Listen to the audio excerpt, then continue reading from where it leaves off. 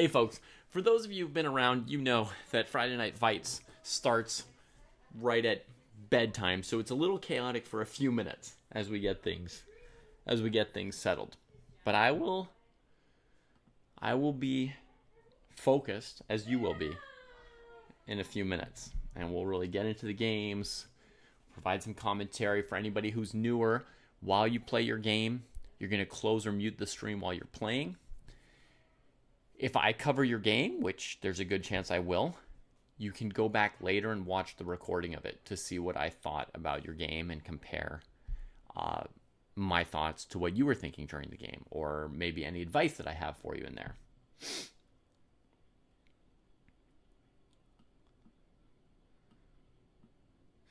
In Chess Dojo, there's an option to submit an annotated game for sensei analysis. Is it somewhat similar to the commentary in Friday Night Fights? A little bit, Alvin, but it's different. It won't be live, and it won't be bouncing between your game and others. It won't be as long as a Friday Night Fights commentary, which might be 3 or 4 hours, right? Like sometimes I've watched one of your games for 3 hours without interruptions when your game was the one that grabbed me that night. But the sensei will play over your game and annotations, and then they'll record a video just on your game.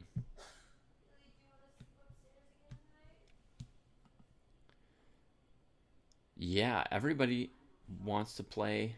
Well, a lot of people want to play a good game. Bold Cool wants to play an okay game. Fair enough. Play an okay game. I hope you will.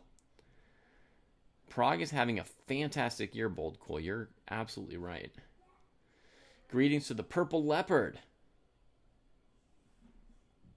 Right on. Okay, games are starting in a minute. Everyone will be able to, if folks want to join later, they'll be able to. You know, people can join throughout the night. Did anyone have trouble getting into the tournaments? Let me see. One of the easier ways to find it if you're on YouTube is this link here. And if you're on Twitch, it's just this fight command, which gives 2 direct links to the 2 different sections, over or under 1600. Gefilte Fish, Abdusatorov will bounce back, and Kamer did well in India. Yep, that was an exciting ranking shakeup to see Kamer join the top 10, as was his due eventually. He's a top 10 level talent and player. And righto, games are starting. Oh no, still like a few seconds to go.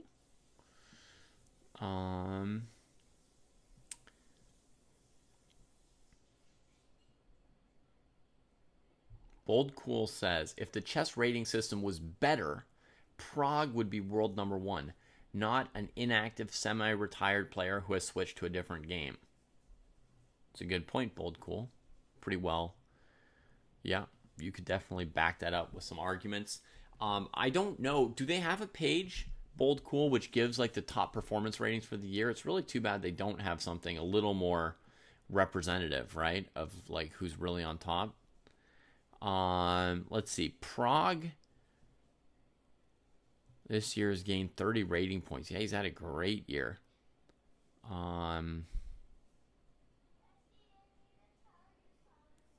Yeah. I think why not just have multiple rankings, you know? Like, I don't see, we're in such a modern time. It's not that hard to publish more than one list or to have more than one. Oh, here are the games. Like, you could have like a, you know, who's the top player this year kind of thing. Whoa. Why is this on? Non, mais elle a raison. L'idiot est en train de hurler.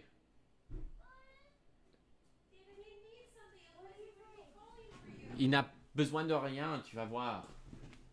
Just a second.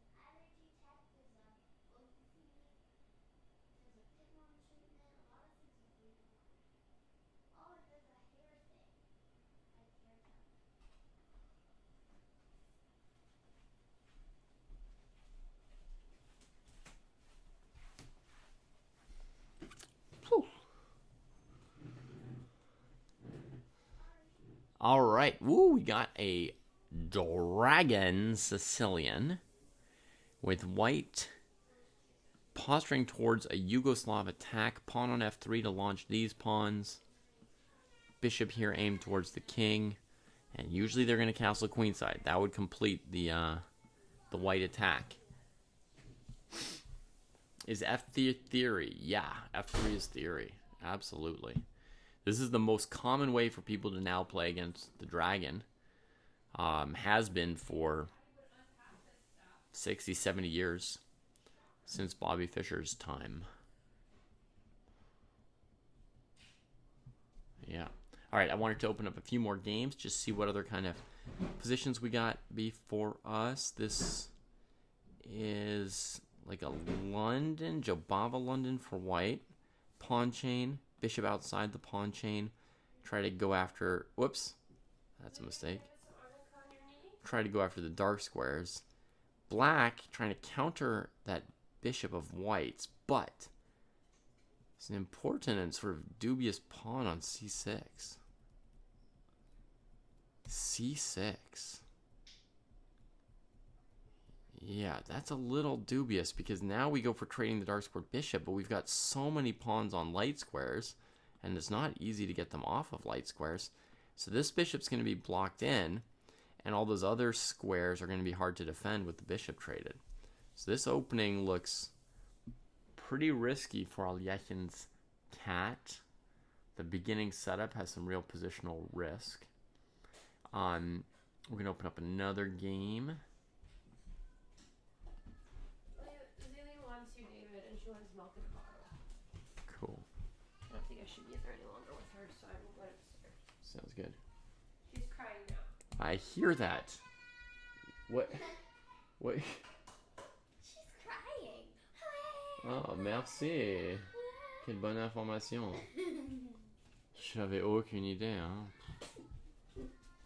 Heureusement pour les infos.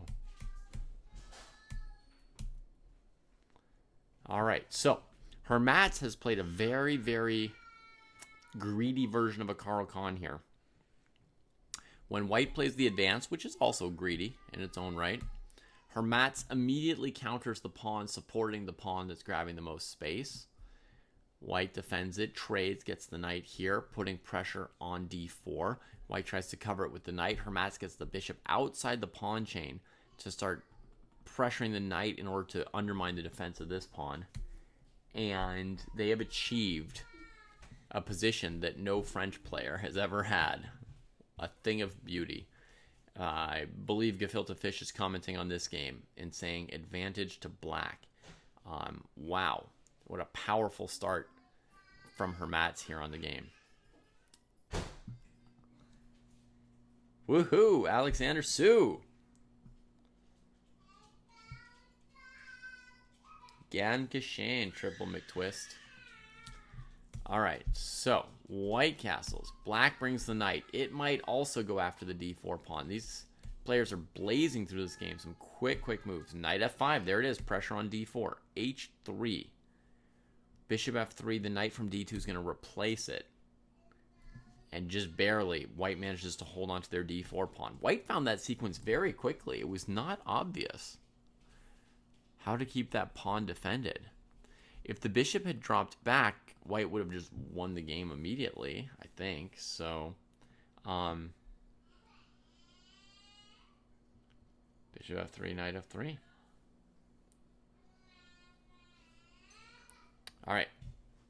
The famous Friday night fights. You made it, Subaru. I'll be right back. We're going to do another 10-second interruption as we try and settle everybody down.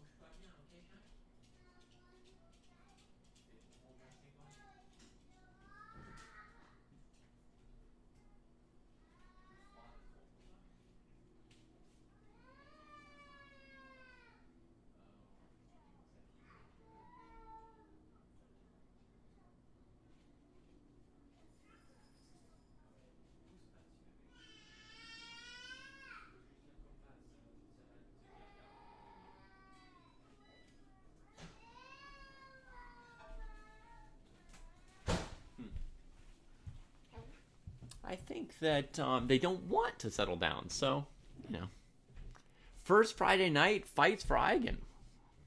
Bravo, Eigen. Let's get it, as they sometimes say, right? They say that. Let's get it. White plays a3. The pawn is held up. And does a3 mean white wants to grab even more now that they've defended what they already have? That would put them in position to then also put the bishop here and overprotect that pawn. Huh. Black got everything they ever wanted. And white still stayed in it. And there's b4. They're playing very strong moves despite not using much time. So they must both be quite familiar with this opening. Or they're getting lucky. You know how they say that if you give them enough tries, a billion little monkeys could type out the collected work of Shakespeare just by accident. Just you leave them with a million monkeys and a million typewriters. So it is true that, that if people just play enough, they can occasionally accidentally blitz out really, really strong moves. But qu'est-ce que tu veux? It's hard to go to bed when he's saying. Où est-ce que tu dors? C'est quoi? C'est où ton lit? Oh. Tu te couches pas en haut ce soir? Ok. Bah, désolé, je peux rien faire pour lui, ni pour elle, ni pour personne. Hein. Si elles veulent crier, on peut rien faire là-dessus. C'est leur choix. That's absolutely right, DM Stewart, yeah. Oh, David Justice. Maybe that could have been the way for Black to enforce their will on this game. Oh. That's a typical move from the French, right? 3 pieces pressure the pawn and... Oh, man. Those coconuts are in trouble.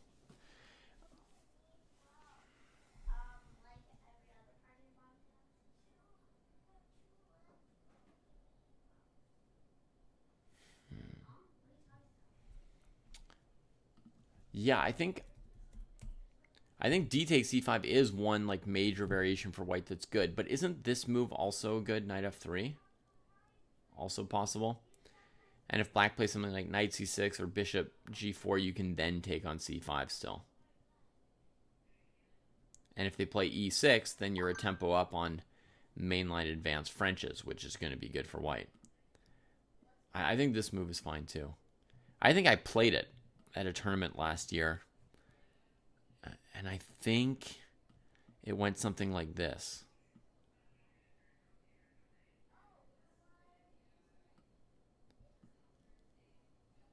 Yeah. I think I played this line as white, and it's very good for white as well. So you don't have to take on c5 on the first move. I think you can play knight f3 or take. But c3 might not be correct, because black enforces that trade, and now you can't trade on c5 to take the pressure off. You can't punish black on the queen side, so they're just setting up their good French, huh?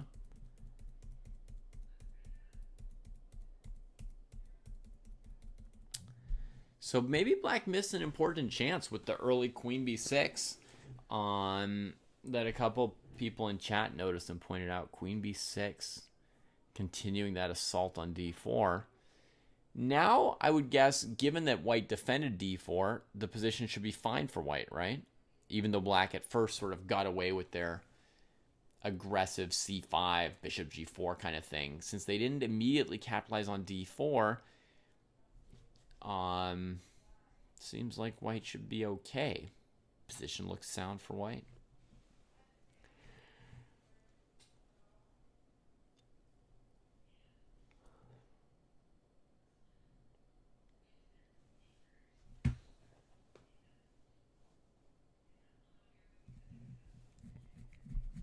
I guess not bad for black either, right? All their pieces are still on fine squares. Bishop on c8 is on its best square, which is off the board.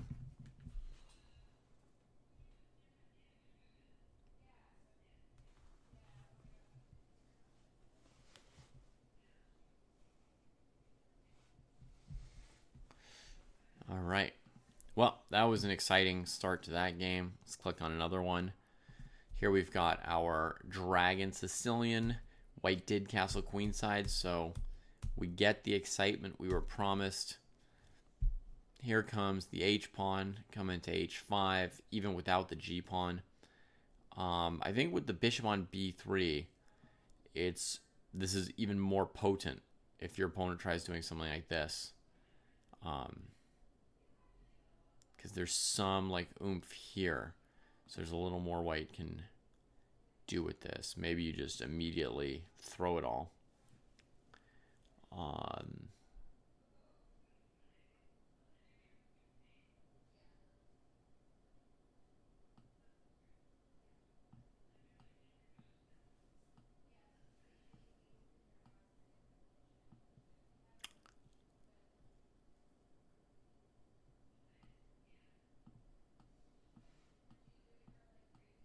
Whoops. I was going to take on H5. Hang on.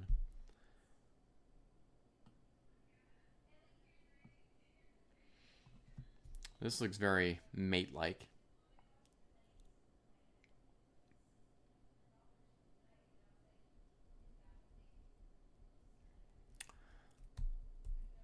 Okay. Hokey Gamer's thinking here. It's a great moment to think because you get the big choice H5, or you can keep doing stuff on the queen side.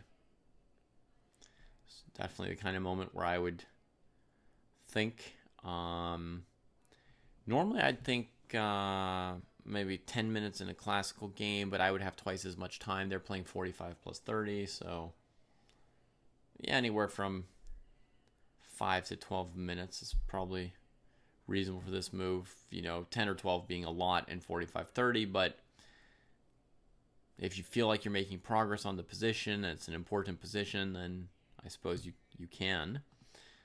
The other game we have here, the sort of London type system. Black developed the knight out of the way of the bishops facing each other. Now I don't feel the knight's impressive here, though.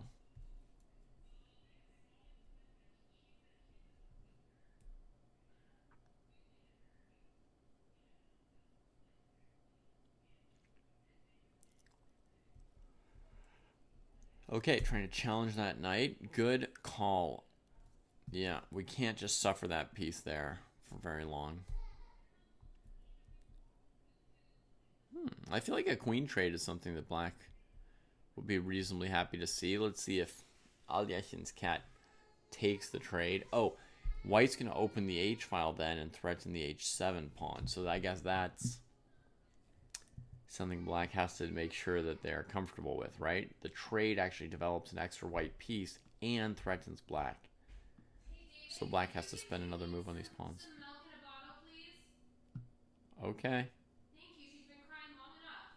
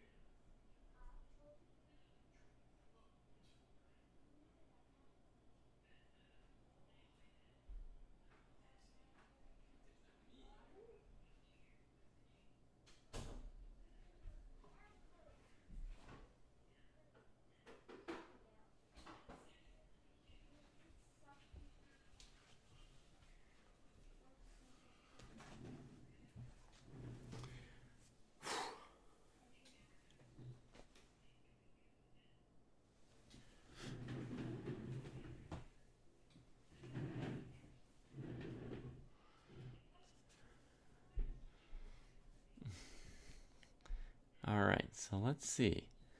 What choice did the cat make? Chomp, chomp, chomp, chomp, chomp. And clamp that bishop out. Okay. Fair enough.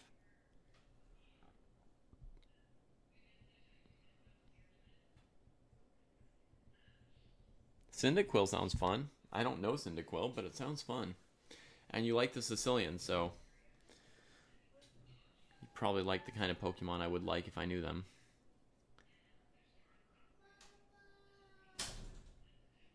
Yeah, white doesn't have like a huge attack coming anymore in this position, DM Stewart, with the queens traded. But white has, you know, some nice positional factors even in an endgame, right? They have some good control of the dark squares from these 3 pawns here, right?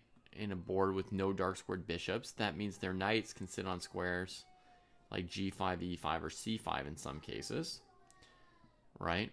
There's the potential of sometimes attacking the e6 pawn along the file when you move your knight out of the way. And your rook has some influence like that. If you compare it to black, this rook doesn't really have any influence. This one doesn't have much influence yet. This bishop's pretty blocked in. This one's got a little more scope. And none of the black pieces really has a square as nice as this knight on e5, right? So there's no attack coming from white at the moment, but there's a lot of pleasant things about white's position. Still a very nice position for the 8 bells to be in. And there's a rook to the e file. Knight d6. Maybe at some point white could try and create some pressure with g4, you know, using the bishop. The problem is that when you do so, if black trades like this, it might sometimes give them access to this square here. So you just have to count carefully. Do you still have control over this square?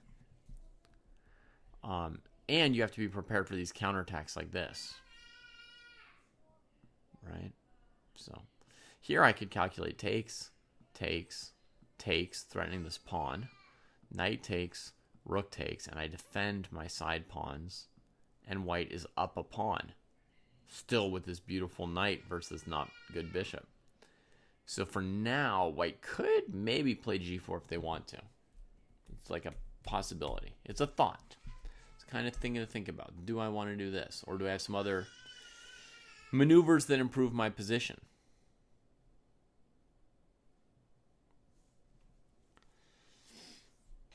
Actually, it's a good position to think about strategic chess if you don't have a baby screaming in the background really loudly the whole time.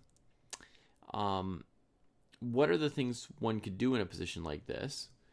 You can try and increase your advantage by bringing your pieces to even better squares if you got any pieces that are not well placed.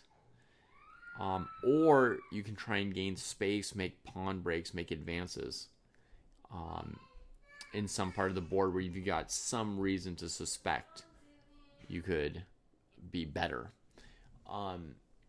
Here in terms of pieces, I would say at least 4 of the white pieces are pretty ideally placed. So if we were looking for just a maneuver or an improvement of somebody, it would be maybe this knight here. At the same time, I don't really see a better square for this knight.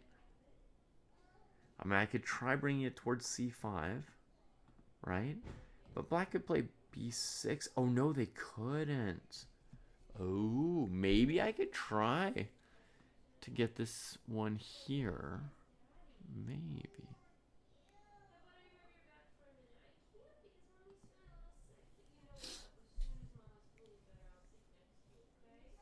Is that just not another kind of crying filter fish?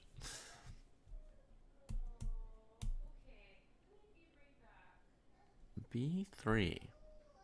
Maybe looking to just improve the king a little bit. Oh, no, and also trying to prevent the opponent from finding some squares. Yeah, makes sense. What's up? If she's not feeling well and she needs a little bit of help going to sleep tonight,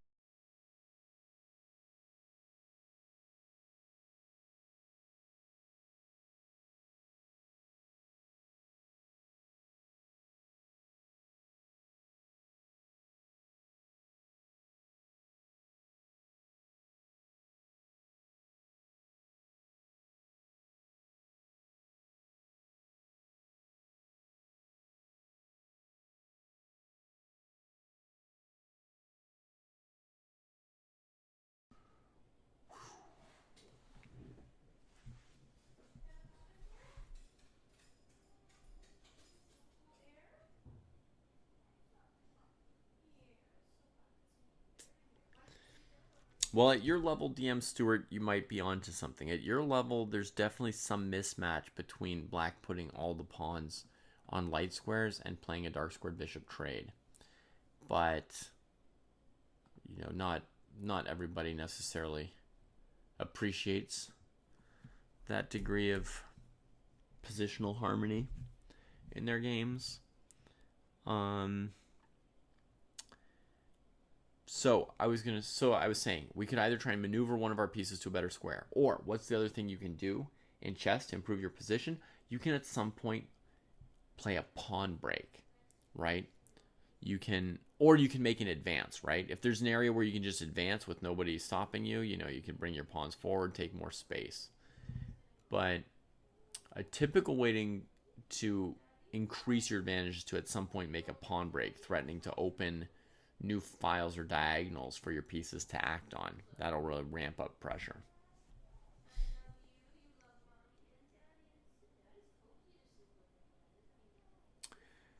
Black's long-term plans seem tough, says Alexander. Yeah, I mean, the long-term plan, for me, I might want to play b6 if it didn't lose this pawn, right? And then c5. And so there are ways to maybe engineer that.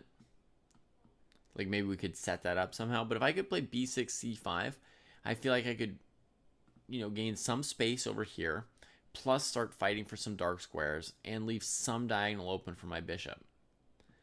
So that's one idea for black.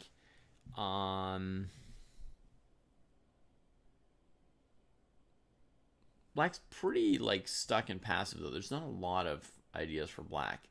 The idea of b5 and a5 trying to just keep things closed. I don't know. You know, you have to really make sure white's knight doesn't drop there. This pawn's just left behind being weak. It's, you know, trying to support these pawns.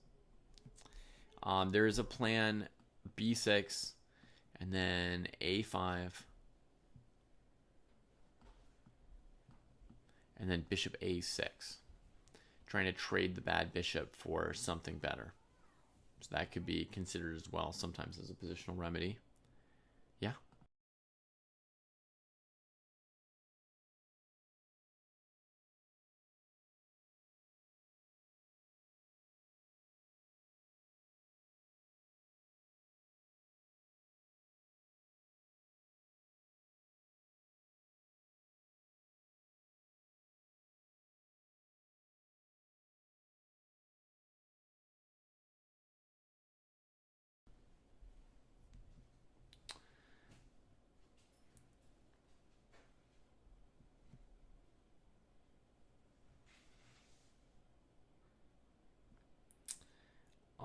Pots gamers, some people try to go through every branch.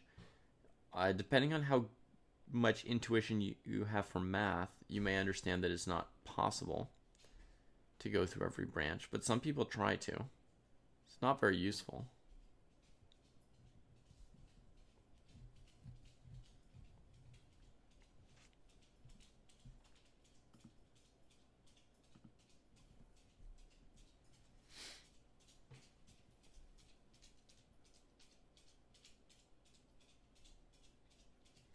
Yeah, white's not letting black do much here. This b3 move is, you know, just a little more constriction. Take another thing away. Give the king room to come up another step.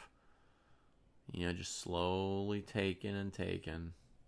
It's a very pleasant position from white. And one of the nicest things to do in a position this pleasant is just wait for your opponent to try and come up with something to do.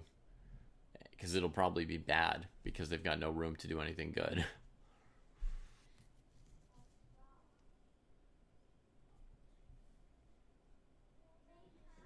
I feel like it would be funny to give masters positions like this as black and then have them play against somebody rated, you know, 1900 and see, like, what do they do from such a bad position? How do they get a game? That'd be interesting. No, b5 can't be black's best move because of knight takes c6. An important premise for defensive play in these kinds of positions is you have to be willing to do very, very little. Because most of what you can do is bad. So you really have to be comfortable and attuned psychologically to the concept of just not doing much.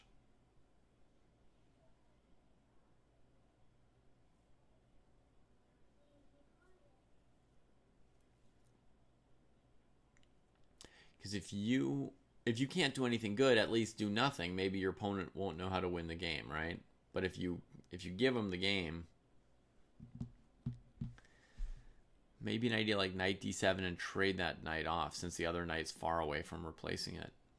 It's a plausible defensive measure, yeah. Rook e8. That's the move I would have played if I were playing here against a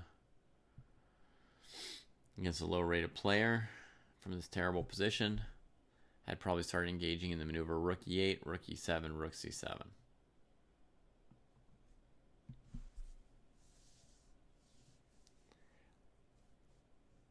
Again, you think Hikaru could win in classical against GMs from the black side here?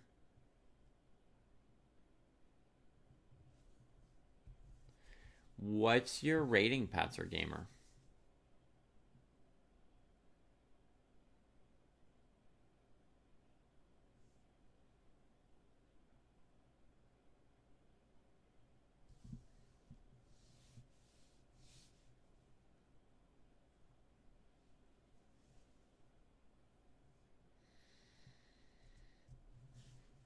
Okay. Well, you're definitely strong enough that you're allowed to work on an opening repertoire if you want to. Hey, Chris. Hey, Spence.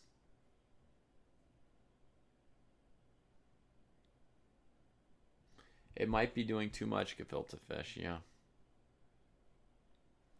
The other reason I'm playing rook e8 to e7 is because I want to move this bishop potentially off of c8 to d7 in some cases. But I don't want to do something like, it's a bad bishop, I'll just develop it. And then boom, boom, boom. And suddenly I'm like, oh, they could take my bad bishop. Now I'm down a pawn and things are opening up. So the rook is here partly to defend my most obvious weakness as well.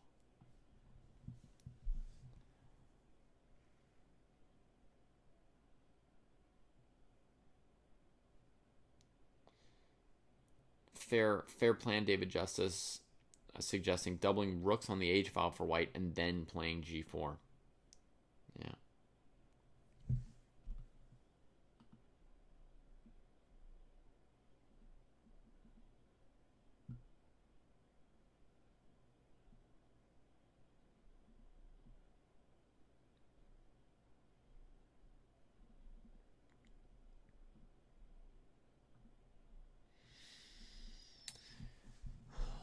So organizing your opening repertoire.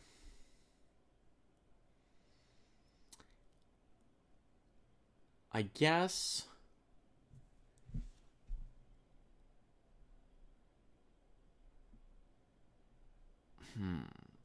Oh, hi Cats play chess very well.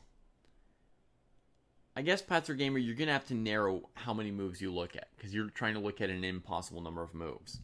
So maybe try and limit the moves you look to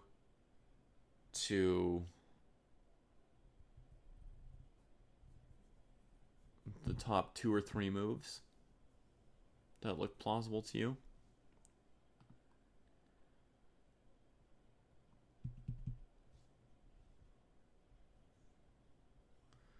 But you also have to realize there are some points where there's more plausible moves and some points where there are less plausible moves. Well, in opening repertoire gefilte fish, people also like write it down and then review it to help themselves remember it when it's something that doesn't fit into their brain.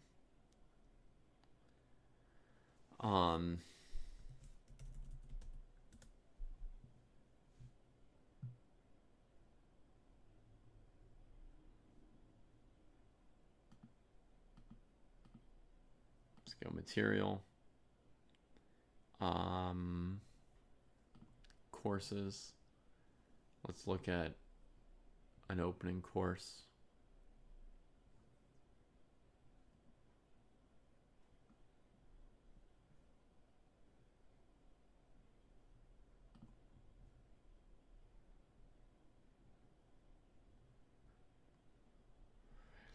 Well, the thing is, Patzer Gamer, you can't be ready for all their sidelines. There's just no way. You'll just blow yourself out. Here's an example from a dojo course. So this is Kostya's repertoire.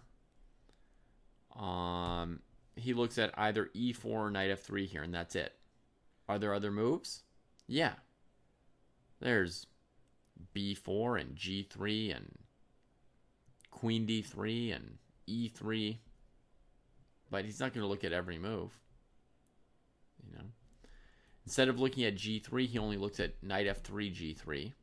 He could have also looked at, g3, castles, bishop g2, d6, then knight f3. But he chose sort of one move order to talk about the idea of putting the bishop on g2, right? He didn't worry about every different order that could have brought the bishop g2 and knight f3 and pawn g3. Because you could have, there's three different moves for white. So there's something like 6 different ways white could have played those 3 moves, right? He's not worrying about all of that and the difference between each one, unless he knows that there's some really specific issue there, right?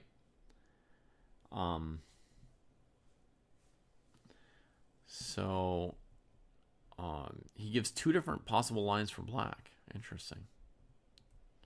Here he gives 3 moves for white. 1 move that's not good to show the idea for black, and 2 moves that he considers good. Pawn takes pawn and d5, right? Now again, could white play e3 here? Yes. But that's not something that maximizes white's move so far. It's not the point of this opening, right? The point is either to gain space or to trade and have the position more open for the bishop on g2.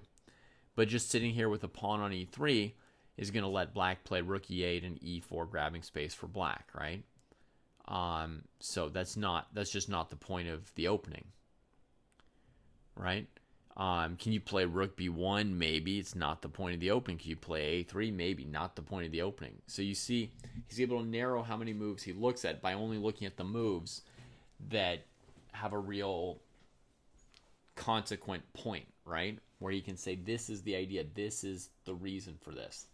This is something that, people play against me, and I know why. Since the center is closed, black can lose time in order to bring the knight to a better square. e4, a5. And then he stops. To give you a sense of, one of the other important things is not just how many moves to look at, but when to stop. Here Kostya stops. Could he keep going with his analysis? Oh, forever. Forever. You could always keep going forever. But here he's saying he knows where a few of his pieces are and what his main plans are, right? His knight's going to a6. Along with the pawn on a5, it's going to restrain white from advancing further on the queen side with these 2 moves. This knight's going to get out of the way. This knight's going to get out of the way with the idea of playing f5. And that's where black's going to build their strength. So he's showing how are we restraining white's plan, what is our plan, where are a few of our pieces going. And that's it. Done. Okay? So I could go further than that, but we've got a whole tournament to cover, right? So that's as much as I can help you on your question today in the middle of this other show. Spencer, the answer to your question is no. While you're playing in the tournament, you're supposed to close the stream and just focus on your game and then rejoin us when your game's done.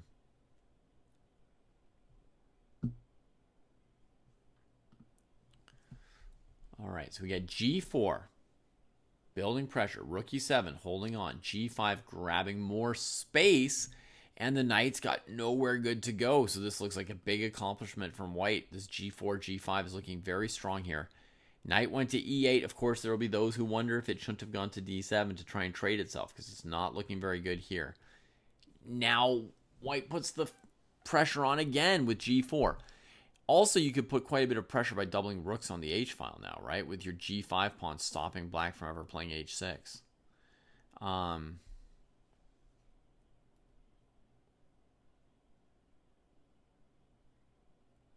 Have you changed your mind, Eigen, with all this data? You no longer think your opening is your problem? There is Bakal Man every Friday.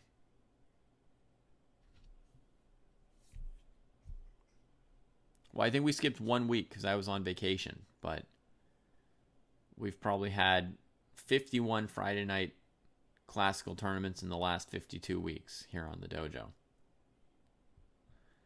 Okay, so G4, increasing some pressure.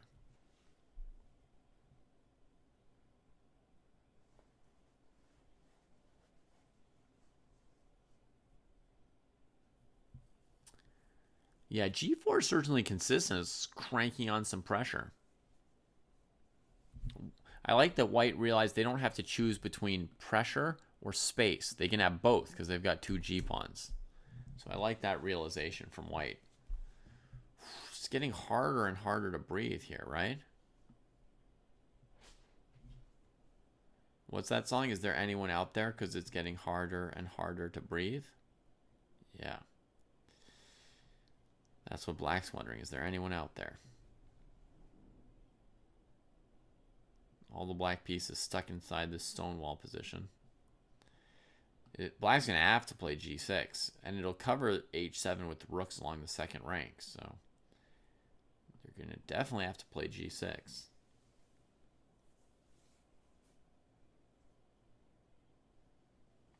And strangely, I don't really see how white cracks the position yet either. I know they've made progress with these 2 G-pawn moves. Looks very nice, but I still don't see how to crack black at all. Still too far away.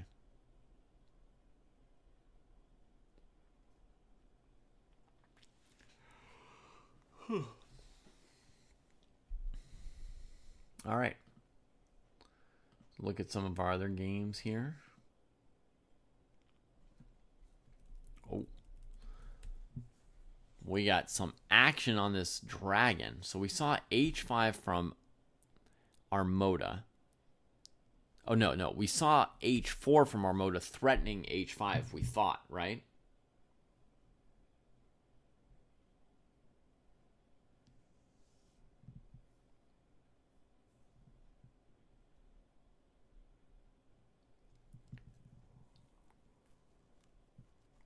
So Oki Gamer plays knight e5. Often the point of this move is to follow up with knight c4 with the knight.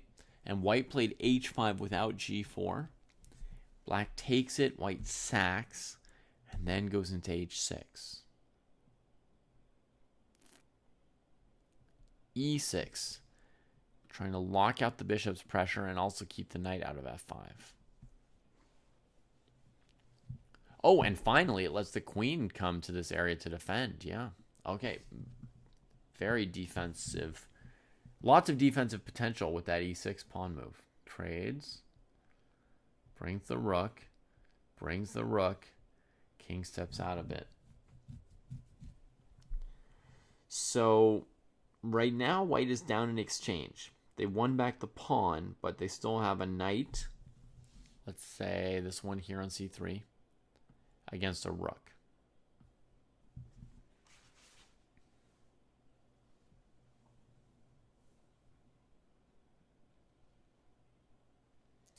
It's a classic sack. This rook takes h5, right? But looking at this position right now, the evaluation feels pretty unclear, right? White doesn't have a lot of other pieces attacking. Of course, there's some compensation. Definitely things white can do. I mean, you could even imagine targeting this pawn just with knight e2. And it's not clear how black wants to save that pawn or show an advantage because the queen doesn't want to go back. She wants to be over here. And I guess she could go back. And it wouldn't be the end of the world. But, you know, there's still some kind of pressure here. So, yeah, I think the important point is that this position's pretty unclear, and white probably had something pleasant here that might be better than the exchange sack. So I'm going to show you the most common way I think people play this position after the knight takes. I think normally they play g4. Even though Fischer says sack, sack, mate, here's how I think Fischer actually played the position. He would go there first, like this. Kicking the knight, and then he would go here, trading. like that. Now his plan is, let's say queen b6 for argument's sake, takes, check here. Now g5, knight h5, takes. This is where we get into sack mate territory. If f4, knight g4, huh? Oh, knight d5's killer.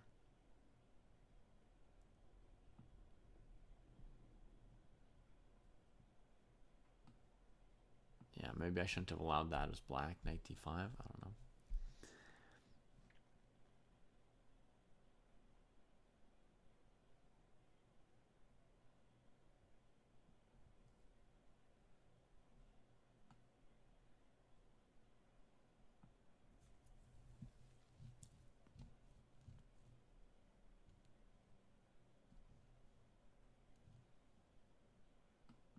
Sometimes a very initiative-y move like this.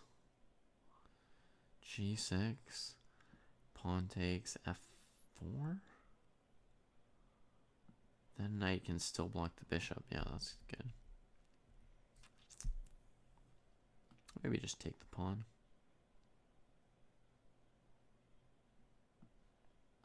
Go here. Here. Check. Takes, threatening mate. Oh, that's just too good, that knight d5, huh? That's too good. So I think that's more like Fischer's formula. Like, why does it matter to wait 2 moves to take with the rook? Well, it gives us g4, g5 for free because the knight moves back and forth. Also, we've gotten our queen in using the power of the rook before we sack the rook. So by the time I'm sacking the rook, my queen's already in. If you compare that with the position in the game, right? White's queen is not actually in.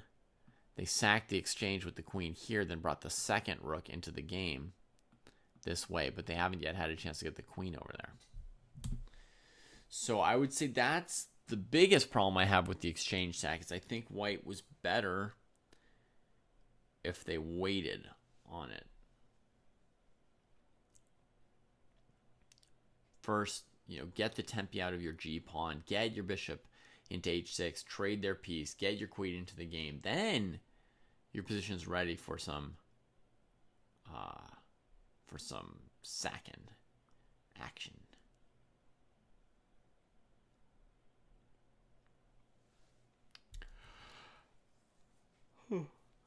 Okay, so Armoda plays this knight to e2. That opens up queen d6 and the possibility of this knight showing up on the king side. Reasonable. Now, candidate moves for black. They could go b4. Now there's a pawn on e6 and the knight can't go into the center. You could try to displace white's knight. You could play very aggressive a5, trying to win another piece.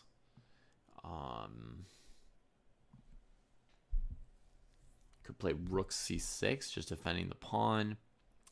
And then my not that much favorite queen e7, defending the pawn. I feel like she's on a better square here. And maybe you could go here. But it does give the d6 pawn, and there's no clear counter tactic for black. So I wouldn't be pumped about giving that d6 pawn to white for nothing at this point as black. So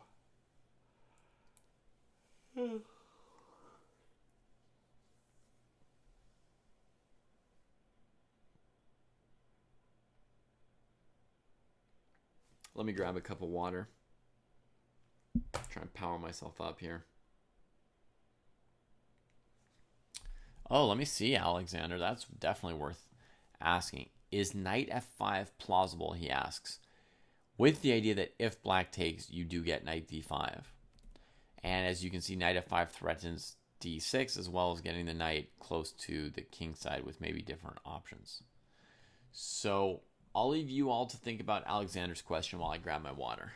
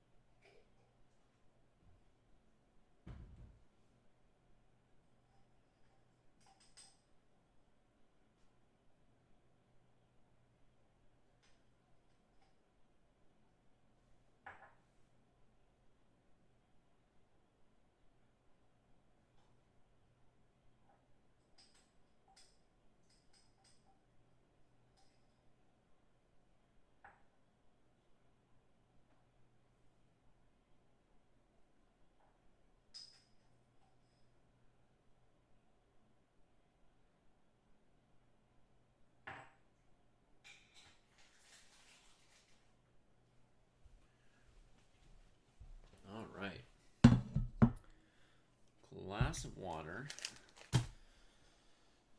piece of dry bread from the kids' lunch, and a couple macadamia nuts enrobés in chocolate. Is there a word for that in English? Does it say covered, maybe? Covered in chocolate. So those will hopefully help me go a bit more. So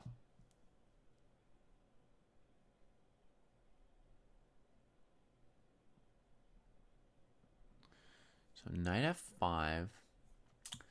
First, let's check if black can take it. Then we can look at fancy moves like Jan is saying maybe b4, counterattacking this other knight first, right? Fancy. We're just going to look at the straightforward move first. Takes.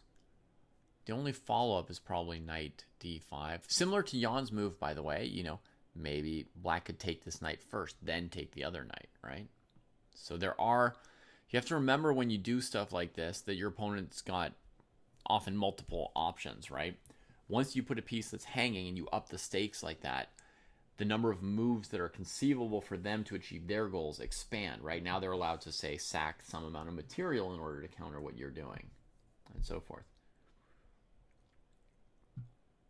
Yeah, we're doing fine, Graham. But, you know, in a moment, half of us will be licking our wounds, right? Or at least the players, you know. The spectators should be okay for the most part.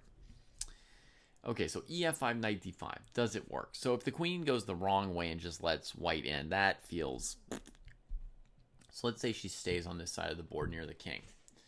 What is the follow-up for white? At first, I don't see much, but then I do see this move, rook g5, kind of checkmating the queen instead of the king. If the queen goes here, she could be lost to this move, right?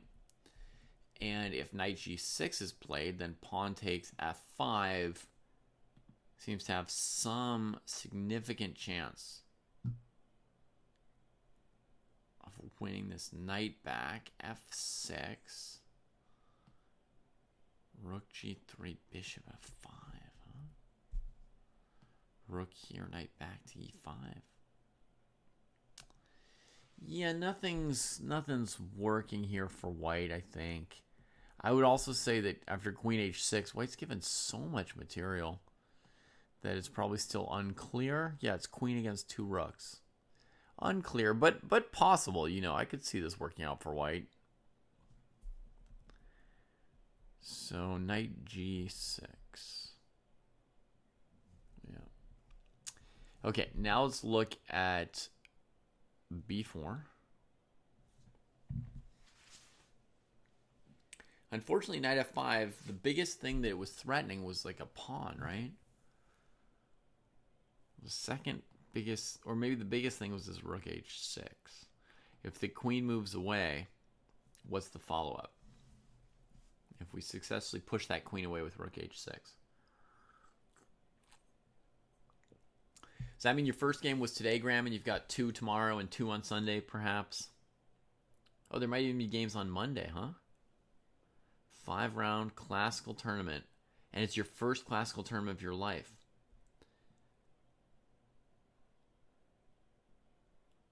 Wait, I blundered 2 completely winning positions. In one game, Graham? Or in 2 different games?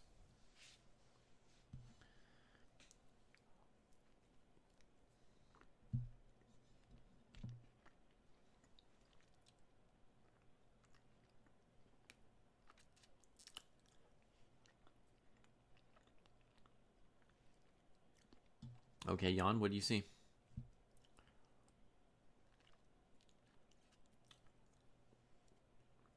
Sure can, Mars. You can do whatever you want. You TD'd an adjournment. Very nice, DM Stewart. I'm glad that people where you live still trust other people. That's nice to hear.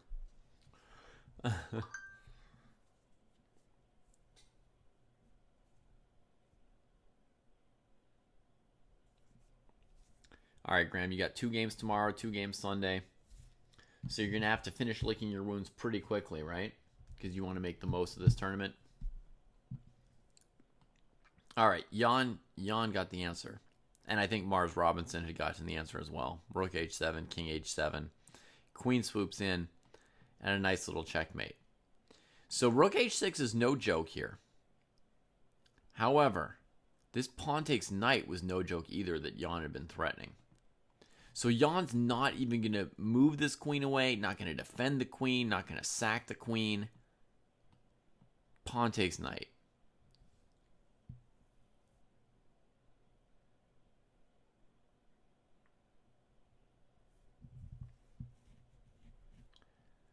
+8 Graham. That's like a rook and a bishop extra in the endgame.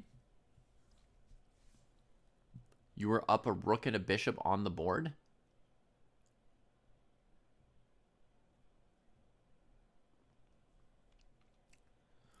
So the queen's attacked. If white takes here, black takes here, they've eaten a knight for free. So black's really winning. And if you count the pieces, you'll see this knight's hanging. This is threatening to queen. Black's up a rook from white taking on h5 earlier as well. This is going very, very badly, right? So queen. Okay, so white could try and do something with the keeping the queen on the board, right? Now, if I retreat, I'm still in line for this. But this is what I want to do. Knight here. Queen h2. I'm going to be brave. I'm going to allow it. Rook h7, king g8.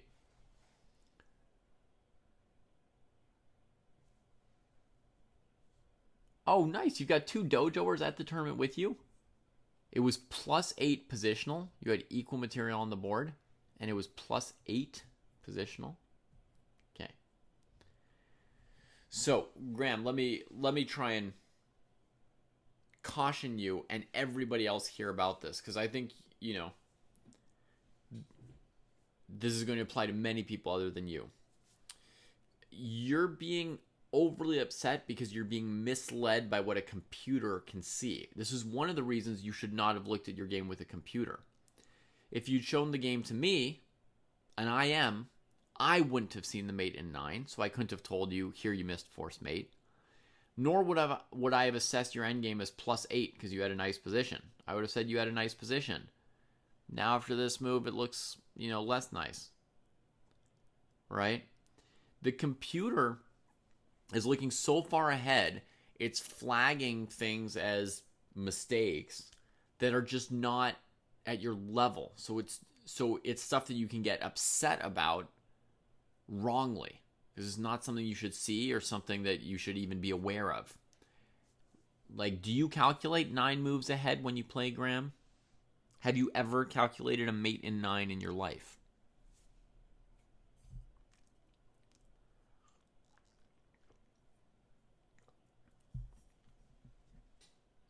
The answer might be yes if you're like a master, but it's your first tournament, so I may have calculated a mate in 9, I don't know, once or twice in my life, but not very guaranteed to get it.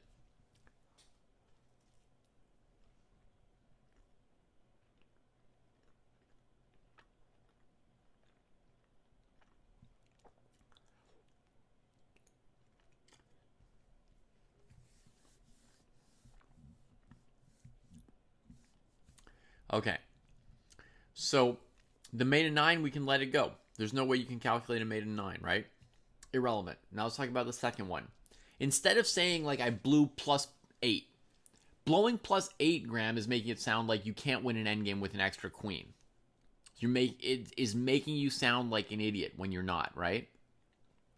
You had a pawn up endgame, and you didn't know if you should trade or not trade a piece, right? You had a pawn up endgame, and you didn't know whether the position was more winning or less winning, depending on whether you trade a piece.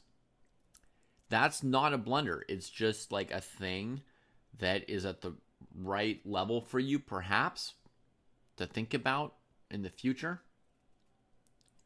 In a game, Carl, not in a puzzle. In a game. Like, you're playing a game, and you're thinking about all kinds of things, and your clock is ticking, and you're considering options, and nobody told you that you had a forced mate in the position, And then Graham is supposed to calculate a mate in 9. So Graham made a wrong decision about whether or not to trade a piece in a pawn-up endgame. Fine. Sounds like a mistake, Graham, but not a blunder. And we have to be okay with making some mistakes. If you want to be upset about a mistake... Hi, Carl. Good to see you. If you want to be upset about making a mistake, at least be upset about a mistake that feels like well beneath you. So get a few tournaments under your belt, like maybe 3 tournaments, so you've got a baseline and you have an understanding. This is about the kind of mistakes I make. This is the kind of things that I see. These are the kind of good moves I do find. These are the ones I don't find. And then if you want to, when you play in a future tournament and you play below your level, you miss things that you feel like you would have seen at your last tournament or you would see on an average day, then if you really want to, you can get upset about that. In general, when people say blunder, my current kind of concept of what a blunder is a blunder is a mistake that's at a much lower level than your average play. Right? If I make a mistake that's at the right level for me, then it's a mistake. Right? So for example, myself, if I'm in this position as black and I don't know whether to play... Oh, sorry. Let's go to the actual position of the game after 92. If I'm not sure whether to play rook c6 or b4 or a5, and I think about it for a while and I miss a detail that makes a5, queen d6, a4 good for me or bad for me or something like that. That's 4 or 5 moves down the road. I would consider that, I guess, in child psychology they would call it, or in child development and education they would call it like an age-appropriate mistake. For me, it's like a level-appropriate mistake, right? It would be a level-appropriate mistake for me. So I would call it a mistake. I would categorize it in analysis. It would be the kind of thing that I'd want to work on in the future, right? But if in this position, for some reason, I didn't notice that white was attacking my d6 pawn, for me, that would be a blunder, right? So if I played like rook g8 and white took here and I was like, whoa, surprise, I didn't see that. For me, at my current level, I would consider that a blunder. It's just a pawn, which might or might not lose me the game, but it would be a blunder because normally I'm very aware that when you move this piece, it's unveiling the file. For somebody rated 700, maybe not. It might not be a blunder for them. It's just like they're used to when the knight moves, they look at f4 and g3, right? The squares the knight can go to. They don't look at what the knight's leaving behind. It might be a level appropriate blunder for someone rated 700. For me, it would be a blunder. Similarly, as Stamen is saying, Hikaru says I blundered and the eval bar drops 1/10 of a pawn, right? Or same for like Magnus or Hikaru. They'll be like, oh my gosh, I totally blundered this thing. And the thing they blundered is like a detail on move 6 of a variation. I totally blundered. I saw blah, blah, blah, blah, blah, blah, blah. Nobody's even following, right? Blah, blah, blah, blah, blah, but I missed that after blah, blah, blah, blah, blah, blah, blah, black has blah, which totally changes like the position, you know? So after blah, blah, blah, I had to realize, oh, there's that, so I have to do this other thing instead. And, you know, okay, there goes some of my advantage. For them, maybe that's a blunder because their level is like this. So even something here is a blunder, right? So what you've described, Graham, you know, not knowing whether or not to make that trade in the pawn up endgame is definitely in the realm of a mistake, not a blunder. So let's call that a mistake. It's fine to have a couple mistakes. We're not going to mourn it. So we're done feeling bad about that. The only thing you did that we could consider perhaps a blunder, as you said yourself just now, my mistake was looking at the game with the computer right afterwards. Given that you are a dojoer, you don't have a lot of experience in chess tournaments. You're allowed to make mistakes like forgetting to hit your clock or not writing down a move correctly. But given that you're a dojoer, that one might be a blunder. That might be below your level. You might have heard me tell you before that you don't want to traumatize yourself with the computer. But A strong move was coming here into chat with all of us, getting it out of your system, right? Doing a little group therapy here, letting it go. If you're done feeling bad about the mistakes now, then you've made up for one blunder with a good move afterwards, right? All right. Hope you enjoyed the game, Mystic. See you next time. Went real fast, huh? And Graham, I'm not even sure you lost this game that you played. Your first tournament game of your life. Did it possibly end in a draw? Back in my day, when people played their first tournament game, they would like get scholars mated or fools mated. I had a friend from my high school, and I think his first tournament game, he played F4, E5, the Fromm's Gambit, right? And he played E3. Black landed a strong Queen H4 check in the first few moves. My first tournament game, I played an illegal move. I castled when my opponent's bishop was on C4, and I didn't have any pawns on the diagonal.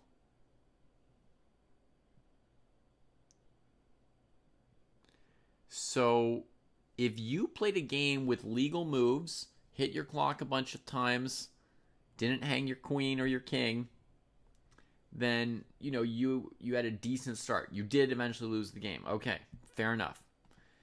So, let's just keep going tomorrow, right? Keep it rolling. 64 move grind. Much better than getting checkmated in the first 10 moves, right? So. Okay, Spencer. So, maybe patience, a thing to work on in the future, which is fine.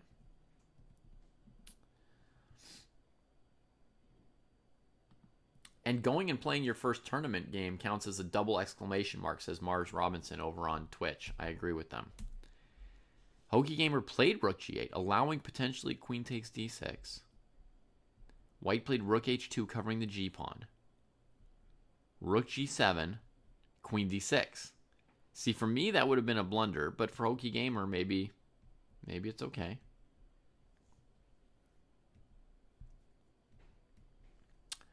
Now White's got one pawn and a knight against a rook, and Black's position's a little bit disconnected, right? With one rook over here, one rook over there. Not really cohesive. White's heavy pieces, despite having less heavy pieces, are on good squares. The position's probably pretty close to equal at the moment.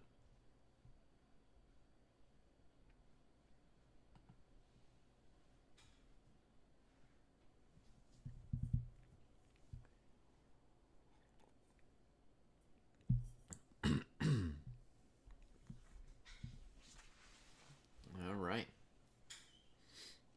So, what might White want to do next with this position? We can't checkmate Black. Hokey Gamer saw to that, right? They flooded the king side with pieces. Hokey Gamer's reaction to White's rook h5 sacrifice. Check this out, right? Rook takes h5 sacrifice, and then bishop h6. What's the reaction? e6, blocking these two pieces from the king side and allowing the queen over here, right? Trade, rook comes over, queen comes out, right? King backs up, rook comes over to that side. So Hokey Gamer has flooded the king side with defensive resources, and now the defenders outnumber the attackers. So they've made sure that there wouldn't be like a mating attack from White deciding this game. So White's going to have to come up with something else now, right? Some other way to play this position with knight and pawn against rook.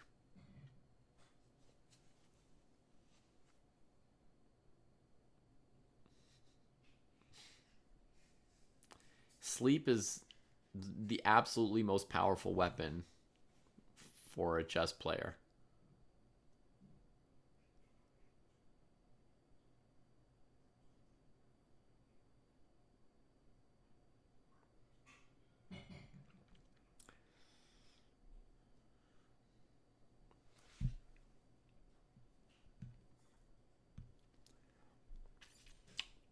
Well, that paints a fairly clear picture, doesn't it, Spencer?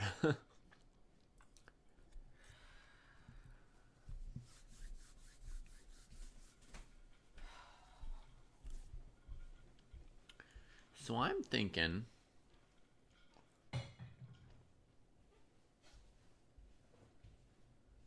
maybe I'd look at my 3 pawns against 2 on the queen side as white. I'd wonder whether or not b4 is a problem for me. If it's a problem, I might put my pawn on a3. If it's not a problem, I might actually push a4 and kind of encourage some action over here while the opponent's pieces are over there. Interesting to think about. I also thought about bringing my knight back here now that I've already taken the pawn and come back. But when I thought of the rook lining up with my queen, I didn't feel very good about knight d4. Let's see. Okay, Armoda's come up with something. The queen looking at a square over there, perhaps, to get into the queen side.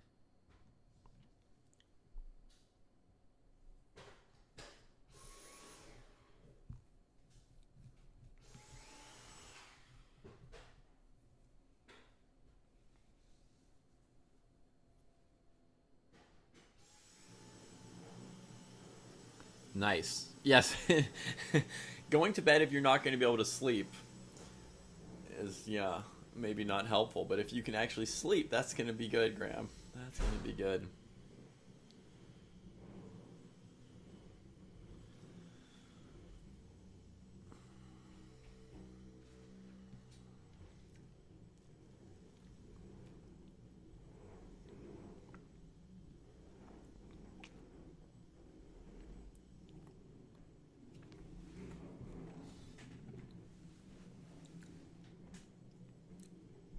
We can ask similar sort of general questions about the position of Hokey Gamer here.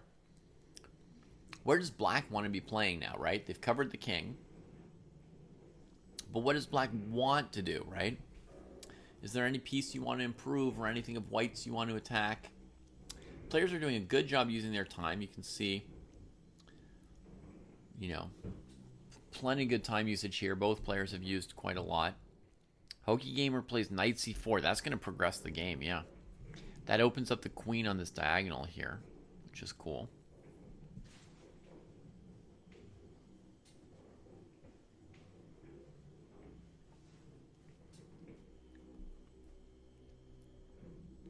We get a trade. Now does Black want to take back with rook or pawn? I'd say probably rook. But I had no idea how to recapture in these positions for most of my life, so kind of irrelevant at 15, 1600 level. You know, you just take back some way or other. You don't really know which is right. DM Stewart says definitely keep the pawns connected. Funny that DM Stewart says they're 750 or so, whereas like the chess understanding, and you said that yourself, Stuart, right? That you're like the 750 who weirdly has a bunch of chess understanding but can't quite calculate. But yeah, this concept keeping the pawns together is like a big one. I used to think like, well, what if I want to attack on the B file? You know, I didn't know which one do I want, the B file, the C file. I just didn't know. I mean, I was probably over 2000 still without any idea which one's better and why is one better or the other. Generally, it's better to take with the piece and these Sicilians. Keep the pawns together, put pressure on this file, and have these pawns able to advance better versus the white position if you ever need pawns to break stuff down.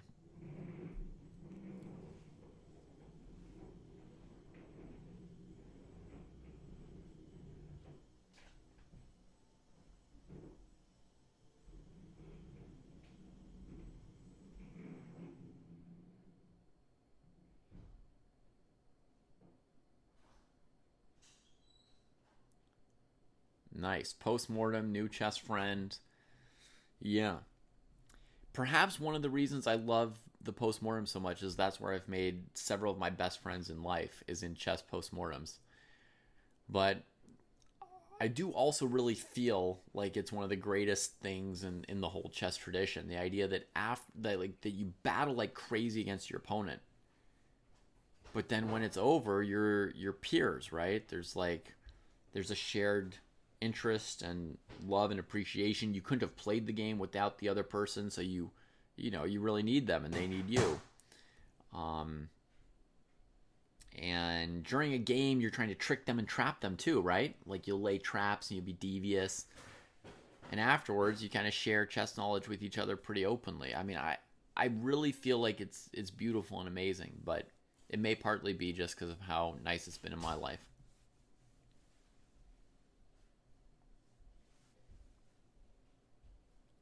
That's an interesting idea. Mystic is saying maybe an overall plan of f6, e5 with these pawns, making room for the bishop, plus opening the second rank for communication for the black rooks, so they can both defend the king and do attacks and also just see each other. That's a really nice idea, f6 and e5. I do love that. Of course, Jan, yeah.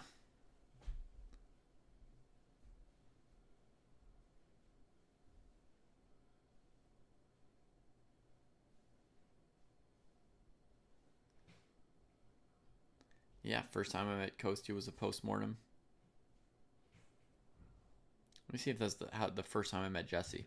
The first time I saw Jesse play, I was a spectator at a tournament he was playing in. But we didn't really talk.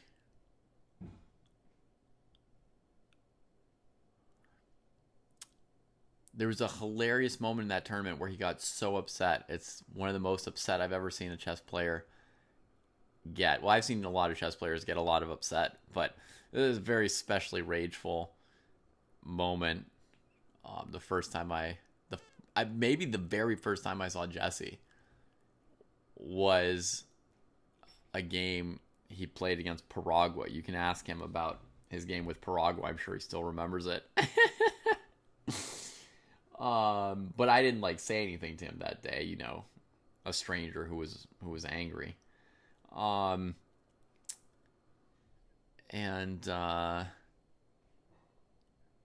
was probably still like a couple of years till I was good enough to play a game with him.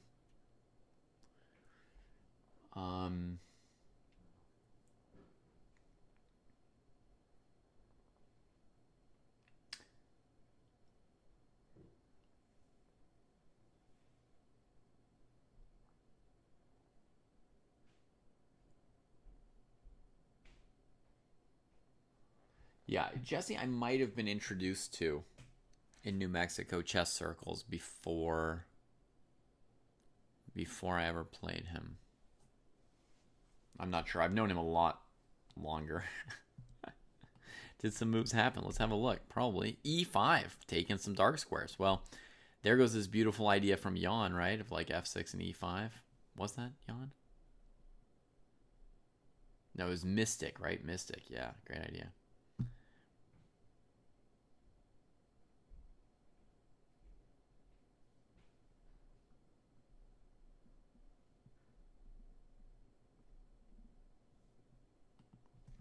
So white goes queen f5.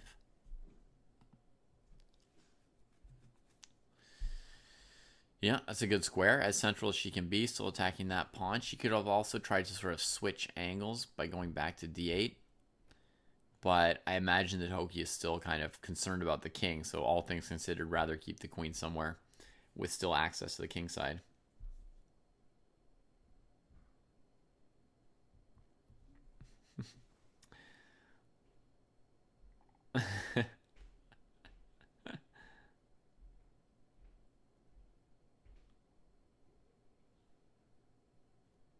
Okay, that was Cal Chess State Championships, Labor Day 2021 or something. Or 2022. Something like that. San Jose. I've only played like 3 tournaments.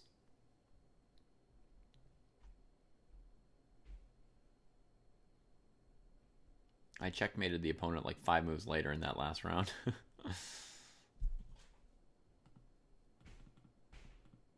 That was Jesse's aggressive repertoire.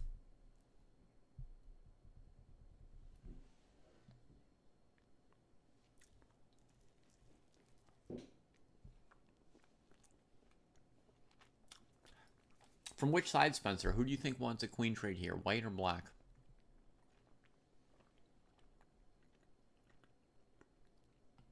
White could put the queen over on the king side. White could offer a trade. White could bring the knight back into the middle. Ooh, White grabs some space with the g-pawn. That's a very nice move, actually. Because this rook was attacking our pawn, and we'd retreated this rook kind of a little passively defending the pawn. Of course, the rook's still doing something, but it's also defending. With g4, we kind of shut that rook out of the game a little bit better, and this rook's got more possibilities to maneuver. That's a strong move for White there. Yeah.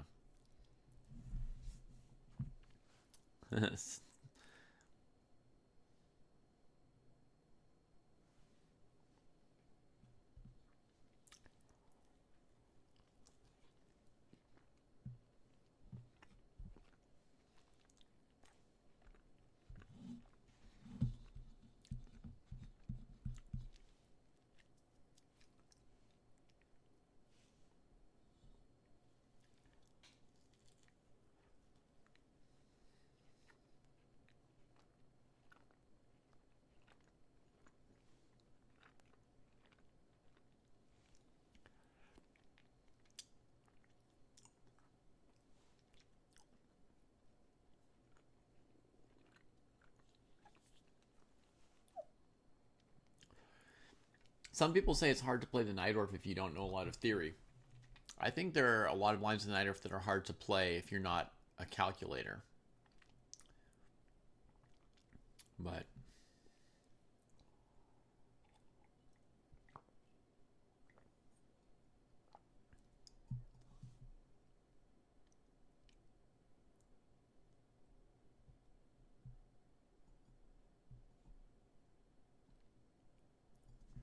right, the knight actually could have some roots that way, or maybe even that way.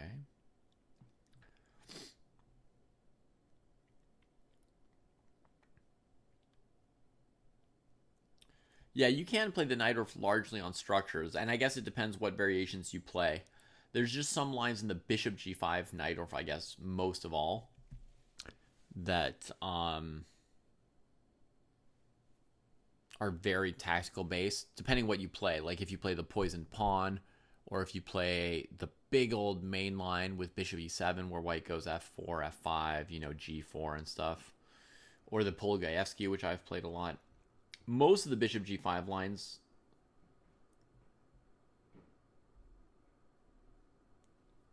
in my opinion, most of them, like black, will have to calculate. But there's probably some lines that buck that trend or that rule.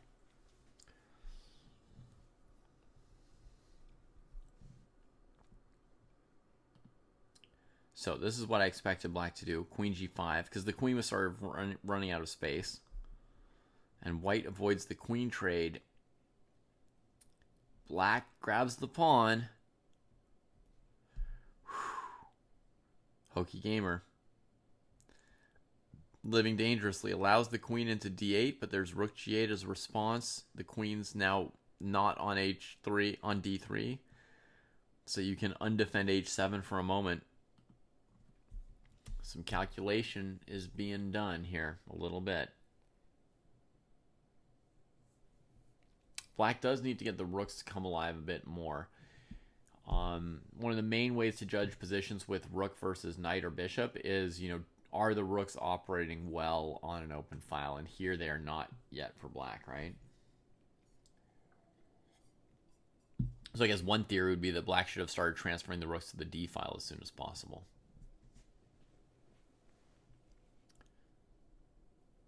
h6 and then queen b6. Yeah, that might be a line to do it, DM Stewart. And then there's going to be a tactic on e6. Oh, white's in check. Sorry, my bad. White's in check. Breaks through e6, though. Yeah, now white's up a bishop. Whew! All right. I got disconnected from chat for 1 second. What would I expect to be a reasonable depth of calculation in a game between two USCF 1500 rated folks? I ask because I think of myself as a calculator, but have been told 3 ply.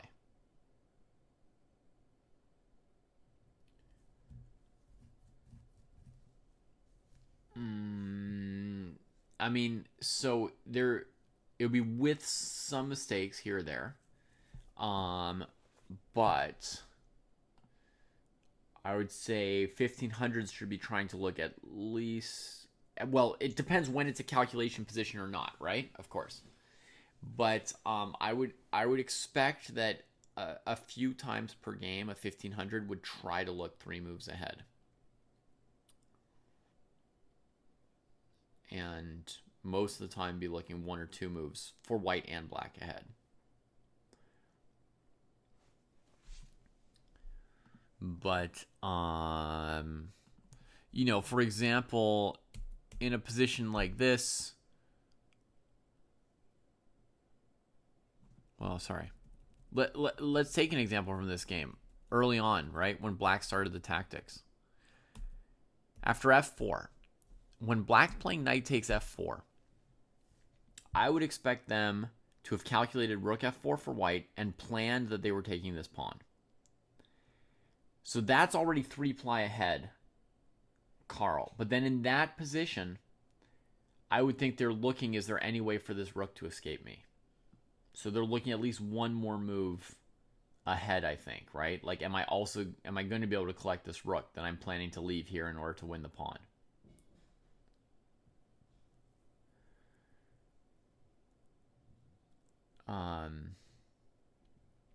So that's at least 4 ply, you know.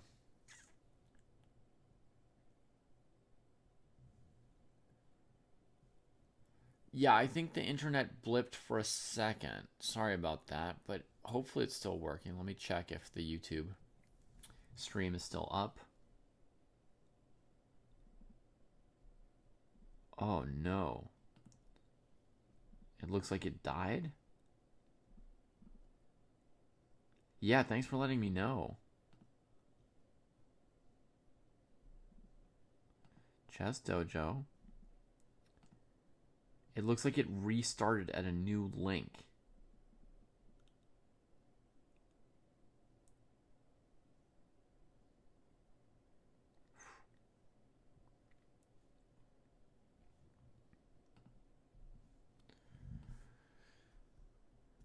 Okay, so for anyone on Twitch who was on YouTube, YouTube should be alive again. Someone says Twitch isn't working.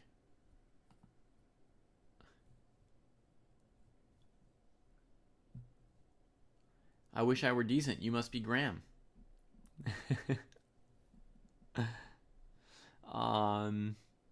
Blip for 2 minutes on all platforms. Well, that's lame. Sorry about that.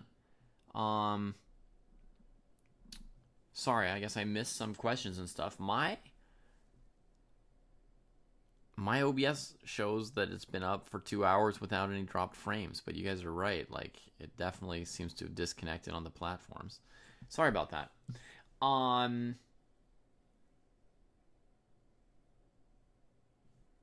So I was just trying to answer this question from Carl about how far ahead, 1500s are supposed to look.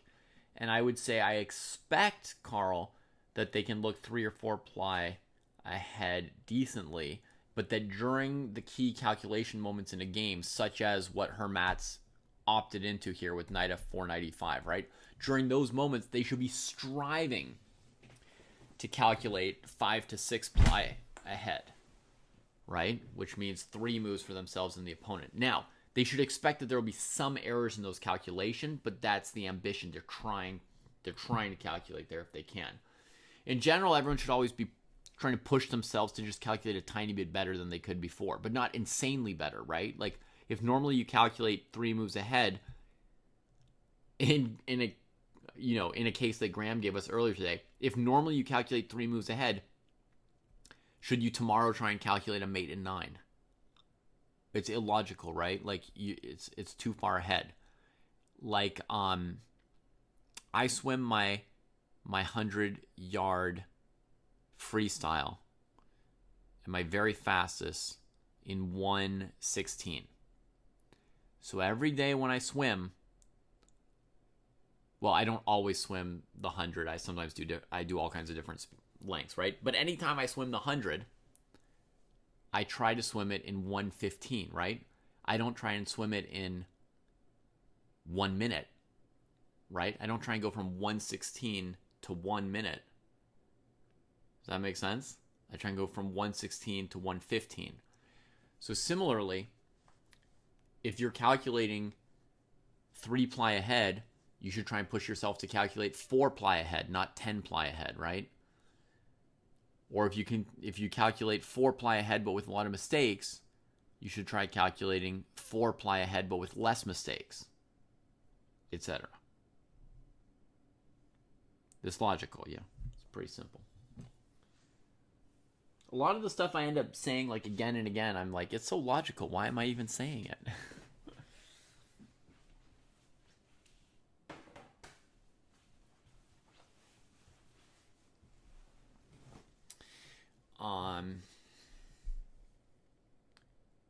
Yeah, knight f4 was an exciting move. Black grabs 2 pawns with the idea that they'll be able to at least get the rook for bishop as well afterwards.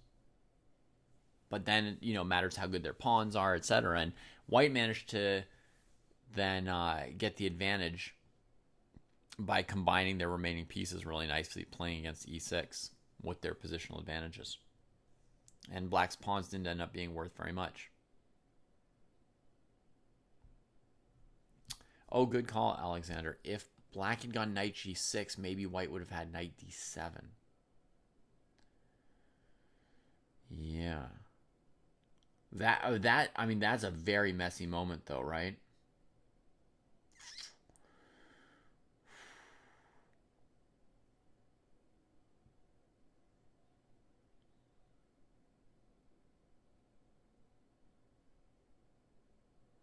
Bishop f4, knight f4. There's so many moves here that could be played, right? Rook c2. That's going to be hard for me to calculate accurately. Thanks, Alex. And thanks, Graham. It's really fun having you around. I feel like maybe we should push you to to try sleeping.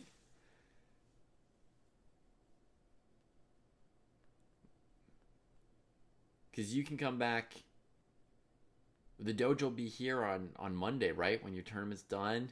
You can upload your games to the website. We can click through them and everything.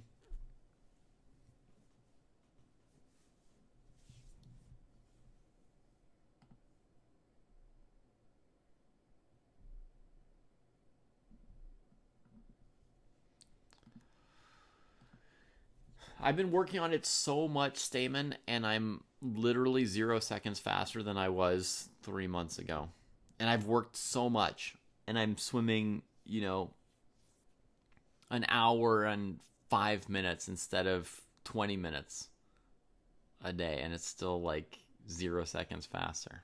But I don't know, not getting worse either. So, okay. So let's check out let's get back to one of the other games. 8 bells. Let's see what they were able to do with that H file.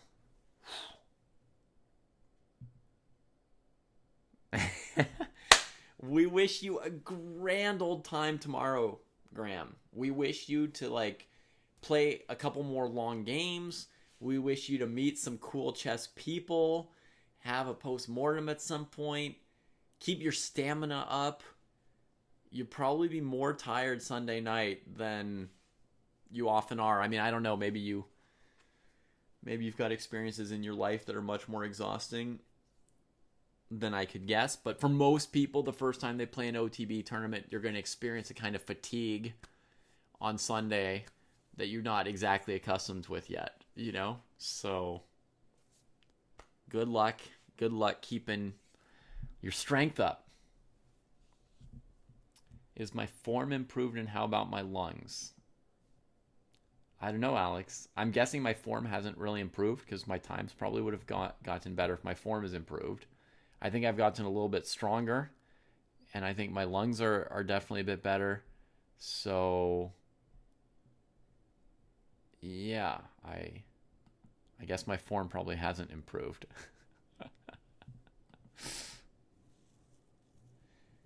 When I'm swimming a short distance, like a 50 or 100, I feel like I can't, I have nothing to even push harder on. You know what I mean? I feel like I've got some strength left, but I can't even use it. Does that make sense? If I had to, push against the air to push myself that way, Like, I can't push any harder on the air, but I'm not going. So, like, the water, it doesn't feel like it's even giving me enough resistance. Maybe I need to, like, catch better or something, but I feel like I've got extra strength that I can't even quite use yet. Or maybe, as Stamen says, it's just counterproductive to try to push harder.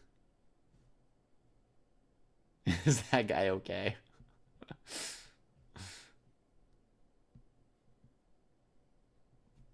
Good night, Graham. Say hi to the other two dojoers for me. You know.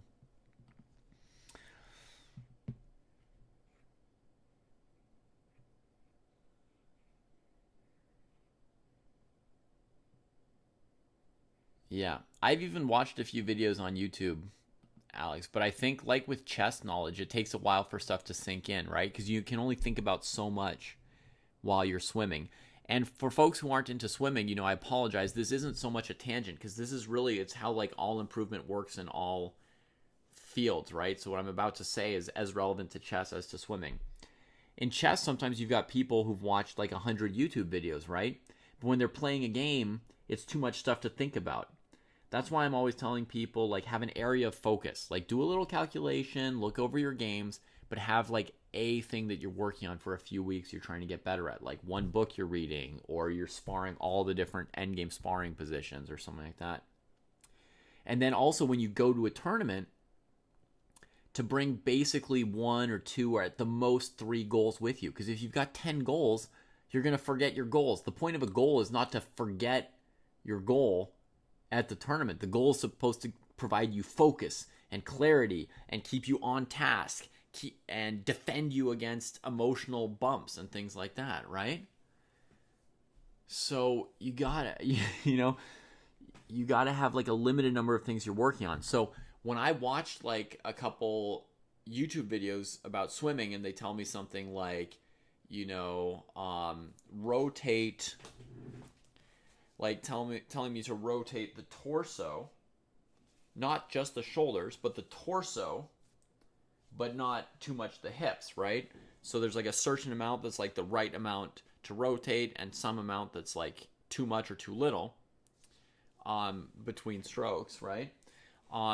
Then I watched another video and it's showing me like, oh, if I breathe out later in my stroke, then I've got that extra air in me giving me lift and buoyancy. So a little bit less of me is underwater while I'm swimming. If I'm holding my breath a little longer, the air inside my lungs, right, is floating me a little bit more.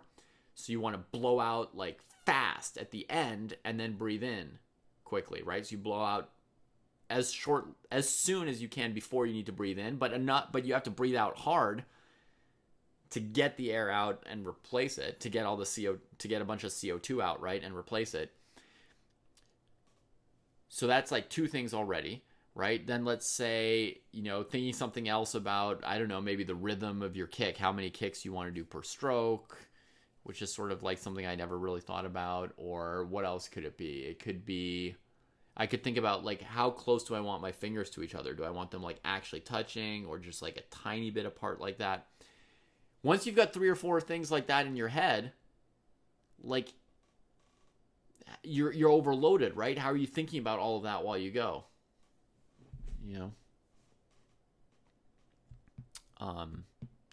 So I'll usually pick one thing at a time to work on or think about when I'm swimming, just like the advice I normally give people for chess.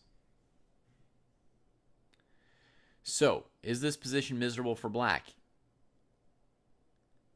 Maybe. Material's still equal, right? White didn't win a pawn. They broke through the h-file without winning a pawn. Is black still tangled up and miserable? Yes, every piece is worse. But this is epic, right? This is a game that's been going for almost 2 hours, and the players have used like all their time. Black's not cracking. They're not hanging anything. All this way here. Right, you can take videos of the person swimming, which I don't have, and then look at it, and then I can see what am I doing right or wrong. Like, I'm kind of guessing what I could be working on, right? Because I don't even see my own game scores, right? I'm guessing, oh, let me work on that, let me work on that. But if I could actually see myself swim, then maybe I would know that my legs were down, or maybe my legs are up. And whichever it is, that would tell me if I need to work on my legs and my kick or my core or something, right? Maybe if I saw my stroke, I would see I'm like crossing the midline too much or something, but I can't see it, so I don't know what I really need to be working on.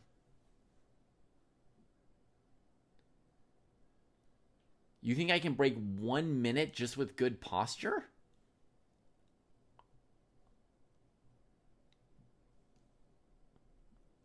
Breaking a minute seems so far away, Stamen.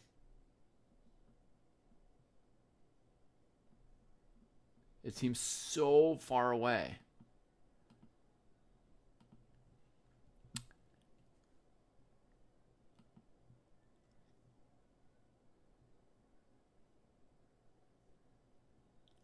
Yeah.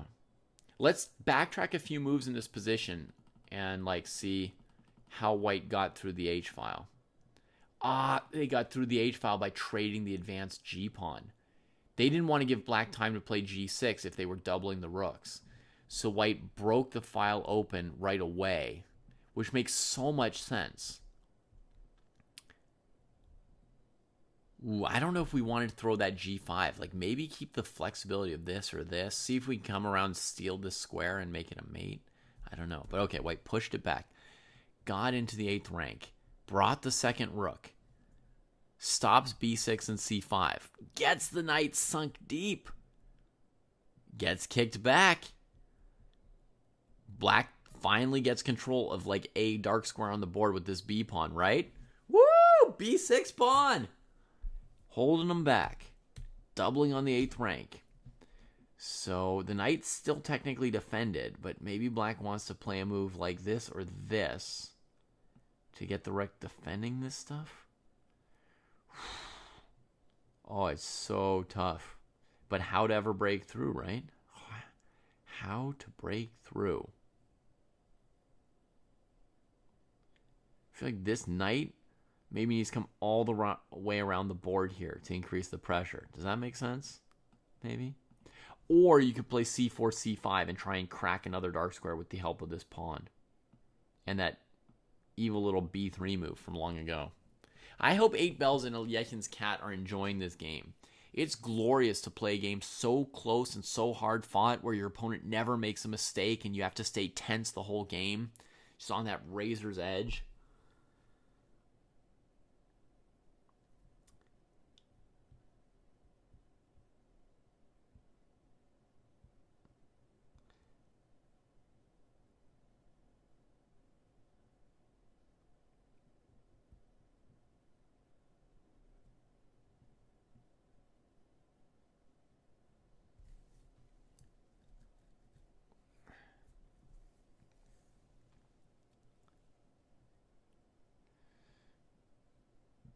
Yeah, this guy is referencing Alyechin's cat, right? The name is Alyechin's cat. There's a picture of the cat right there. Alyechin's tabby. Rumor has it, right? He tried to cross a border with his cat under his arm and no passport. Saying something about, like, I don't need a passport. I'm Alyechin, you know, the champion of the world. Maybe knight g6 would allow white to break the defenses with rook e8, right? So black needs to open up more defense of the knight right here. That's correct, Grenbork.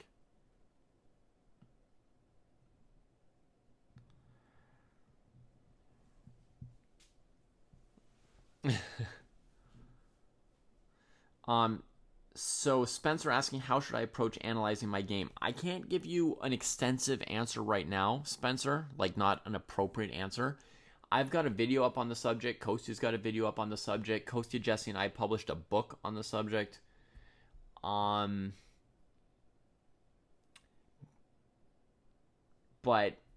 at its most basic level, analyzing a game you've played is just the act of looking at moves that weren't played in the game and comparing them to moves that were played in the game. The point of analyzing a game is not to answer every question about the game. It's not to know the truth about the game, right? Like I think we're worried like, well, an engine can tell me the truth, but how am I ever going to know the truth? You're not. You're not good enough to know the truth. You're just doing the exercise. The point is not necessarily in the answers you draw from it. It's in the actual exercise of looking for the answers.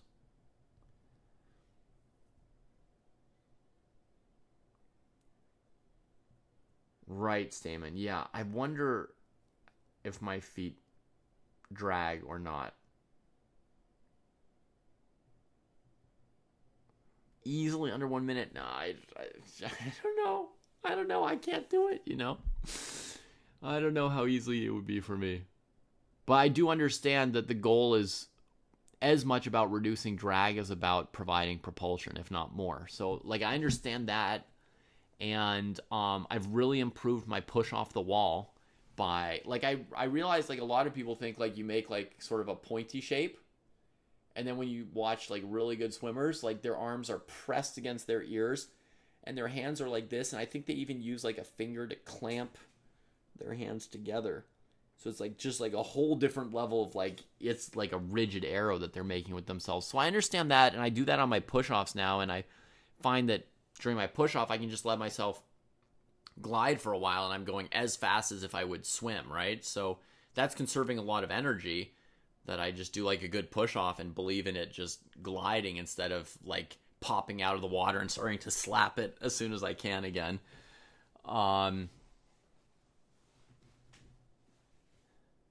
Chin to chest, but then I can't look forward. Don't I need, like, a time, like, wouldn't it be, like, enough to be like this?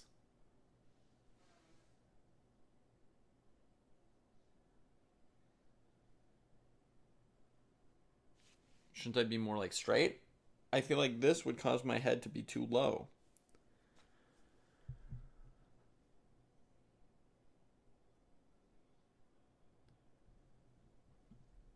Not that we want to completely switch this from chess to swimming. So bishop d7. Of course, Alyekin's cat spots the pressure against e against the knight here. Knight here would just go here. Nothing wrong. Now, could white do this, trying to set up knight g6, trapping the rook? No, because the knight on f7 will still be defending it here. So, white to play now. Bishop d7 looks perfectly good. For white, I'm thinking, like, we've got the idea of c4, c5, which even has a little bit of risk because some hand-to-hand combat over here where the black rook is lurking. Or my lengthy knight maneuver to pressure that g7 pawn, which is honestly what I believe in most. It's possible, Carl, that adding core strength would let me hold my legs up behind me better and improve my swim a lot. I don't know.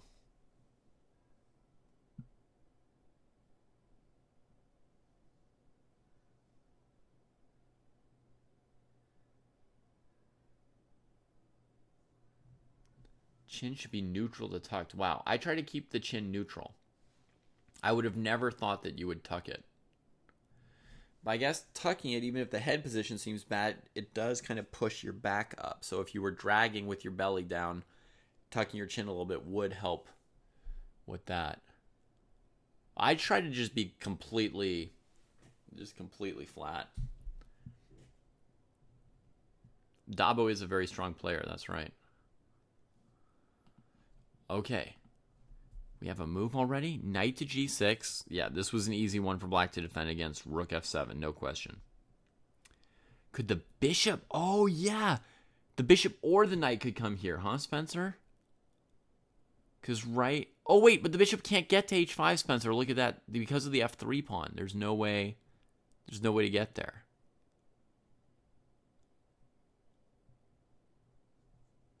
Yeah, I do see the point, huh?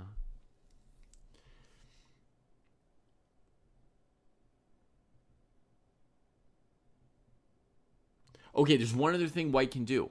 You could put the pawn on g6 at some point, right? And then you could even put your rook on f7, right? And they can't take it with their knight, their rook, anything, because it basically just promotes that g pawn. So that's one more idea white could do, is put this pawn here and then come in here. But I would probably first bring my knight to the game. White's played knight back to g6. So that's one repetition. Knight e5, rook e7. Oh, and white didn't repeat. Haha, they were just doing that evil thing, right? Always repeat. Black quickly plays a5. That's one less responsibility for this rook, so it can move. I think one tiny, tiny error for Alekin's cat was at some point they played a6, where the pawn should have just been sitting on a7. But, okay, it comes here. Now the rook's free. So it can go here, here, here, whatever.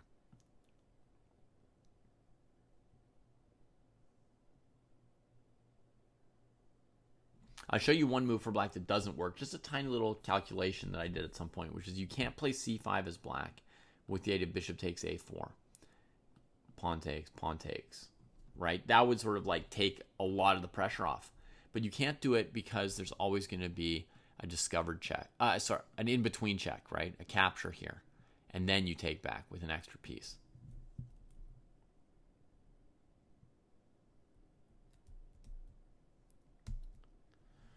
Yeah, I know that. I didn't know how many years you'd been with USA Swimming, Stamen, but I knew that your son was like a very good swimmer, so I know that you know your stuff.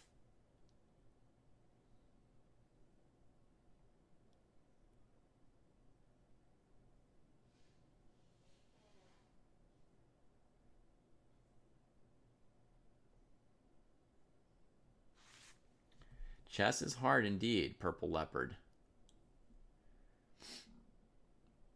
But purple leopards are so darn awesome. I'm sure you can develop your chess skills to a pretty good point.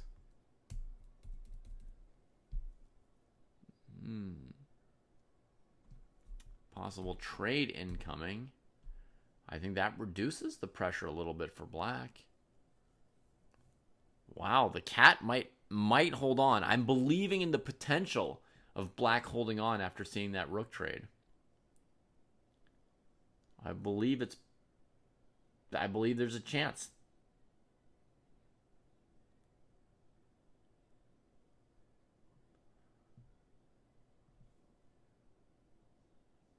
What were you thinking about, Lauren?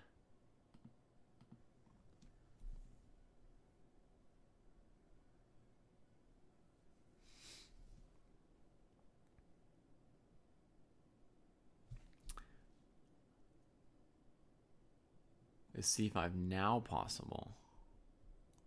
Well, first white's gonna have to move the rook away from this, right? So I'm curious where they put it. Once they've moved the rook away, could you play c5? Possibly.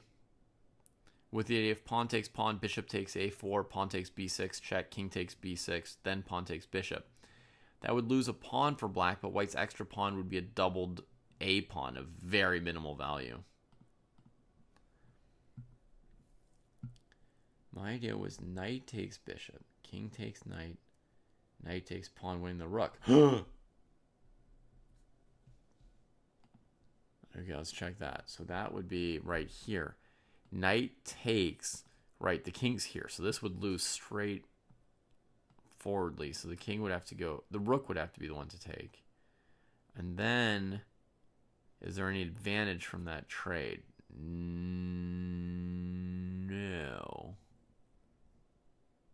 No.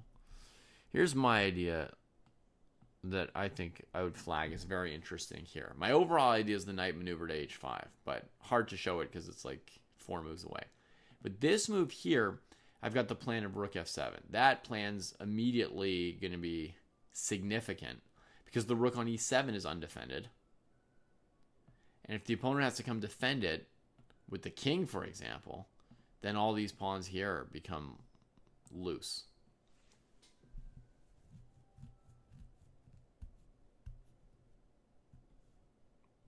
You're welcome to use descriptive. I certainly know what you mean.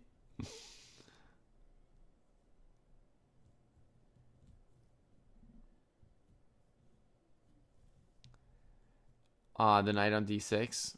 Well, basically, Spencer, this pawn is too close to queening. Black can't take on f7 because this always happens.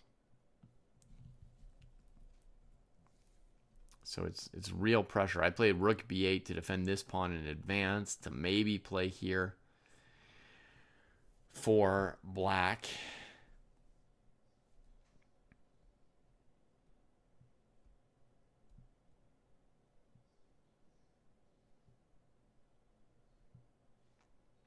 But, you know, they can never take on f7, so we've ratcheted up the pressure with this guy in here, right? And, yeah, I don't know what comes next. Maybe this. Let's follow the game. We got knight g6, rook f7, a trade, rook h7, knight comes back to d6, knight comes back to e5. Trade's been made. It's just reduced the pressure a little bit. Black's still bundled into this little corner. White still doesn't have a breakthrough. Whew.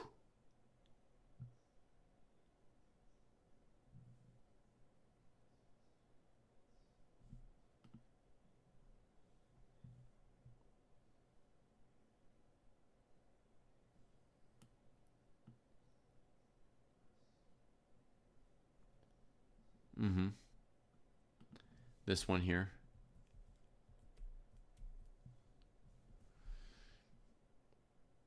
So here you think maybe we could do this?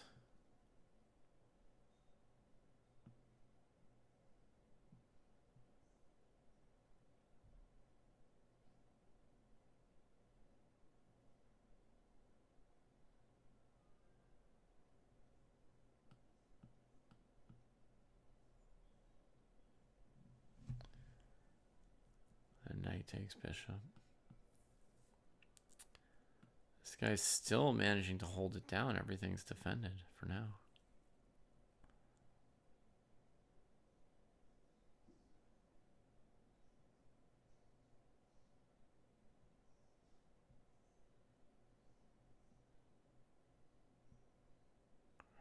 No, it's a bishop in a locked position, right? So it's not doing the maximum. Yeah, that's why in this position, Lauren, against g6, the first thing I did was I played rook b8, covering that to free up the king to try and hold off rook f7.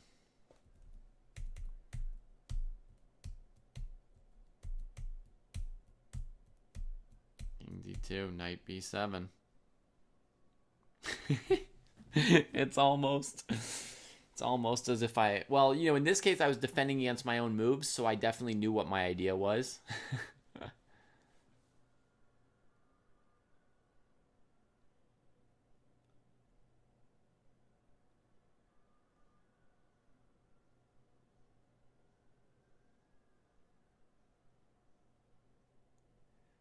What do you mean by a slight internal rotation of the shoulder, Dabo? Does that mean that my shoulders are slightly in like this? I'm exaggerating it to show what I'm talking about, but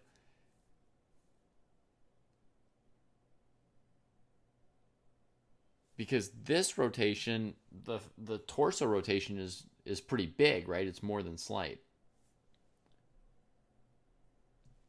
You want it in a little bit so that you're pulling with your stronger muscles. I think I do that, definitely. And when I pull, I definitely have like a part where I like get set, right? Like not all the way out here I start pulling, right? Like I get set, and then here's the strongest part, and I do follow through all the way as well. But I feel like the strongest part is here, and that's where I put the most, you know, speed and power in my pull.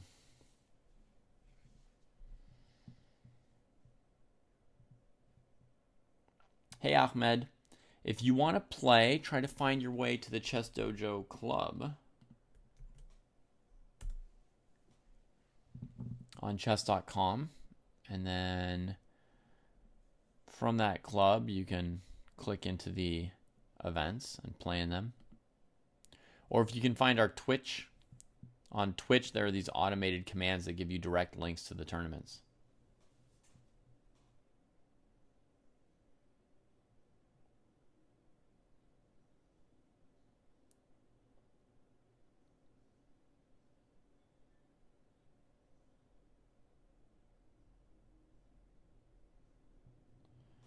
Oh, interesting, Dabo.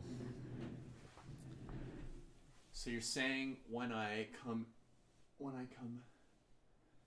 in, I shouldn't be fully extended until I come here? I think I reach pretty fully before I put my hand into the water.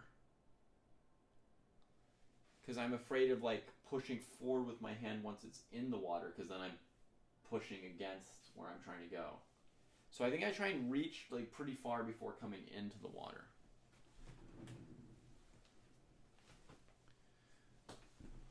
But yeah, because I'm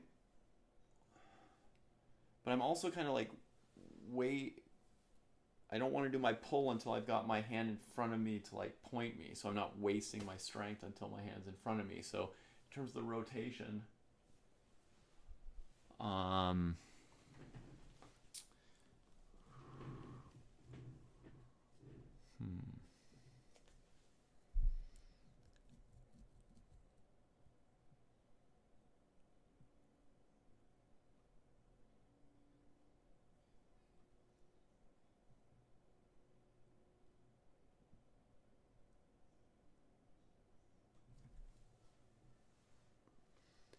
I think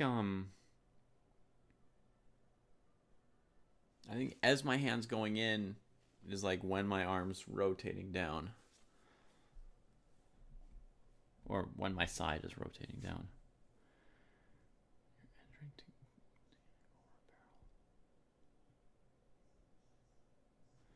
Okay, a barrel's in front of your body. I'm trying to put my arm over the barrel. That's how far I'm reaching, you mean?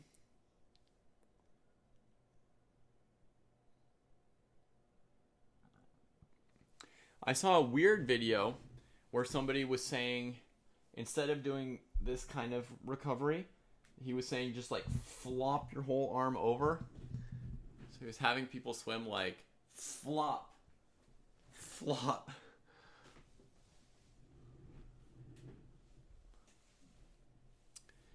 But I had learned to sort of like raise your elbow and then sort of bring your arm across and then put it in.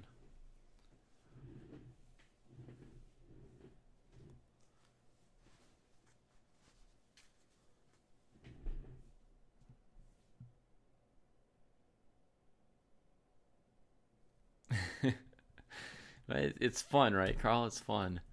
So black keeps turtling, grabs a little space finally, brings the knight back. Oh, look at that knight headed maybe to h5 finally. But now, after bringing the knight to the other side, white plays b4. Uh-oh. And black tries to spring in. But we trade that bishop. That was not our best piece. Watch out, though. Let's be careful. Black's got a lever here where this rook could get into the game. They've got the rook looking down at the king here.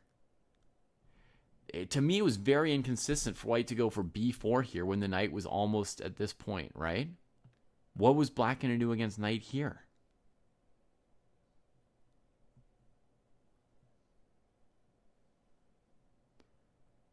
I feel like what I do is probably the high elbow recovery, but I will look it up to make sure I'm right. But be aggressive. Okay. Mailbox, but be aggressive. Mailbox.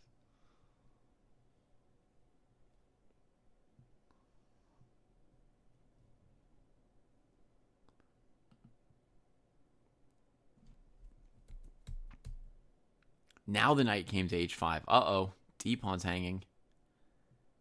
Gets threatened. Uh-oh. Allows rook takes d4 check. Doesn't play rook d4 check. G-pawn's trying to queen. G-pawn's trying to queen. Ay, ay, ay. That could have gone completely the other way. Okay, have a good flight, Alexander.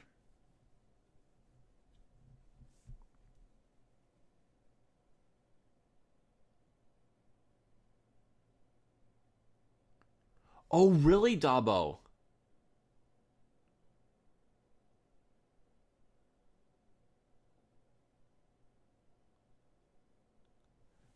I think you're right. I think when I'm rotated this way, I do start to sort of stretch backward with the shoulder and then rotate it in with the entry. I'm supposed to always keep it a little bit like this, you think? That feels weird. Huh.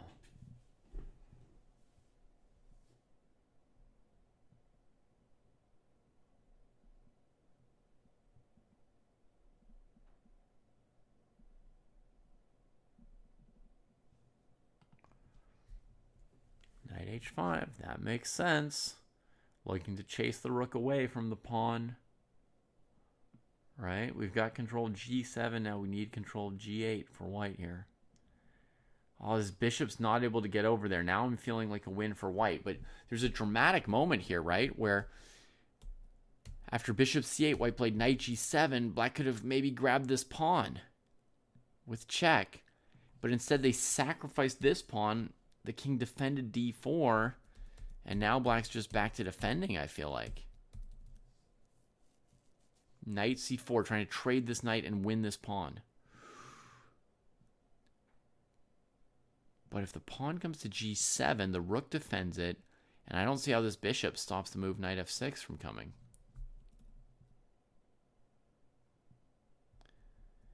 Well, I normally don't get to practice on the weekend, Stamen. But, you know, I would just try one thing at a time, knowing me, right? I'm not going to try and do all of this at once.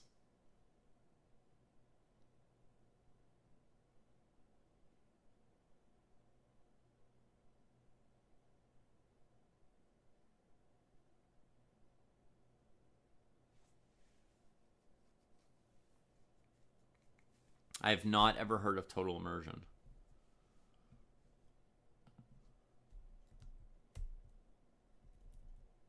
Knight c4, check. B takes c4. King takes c4, giving your g-pawn. Oh no, 8 bells. This guy was the truth.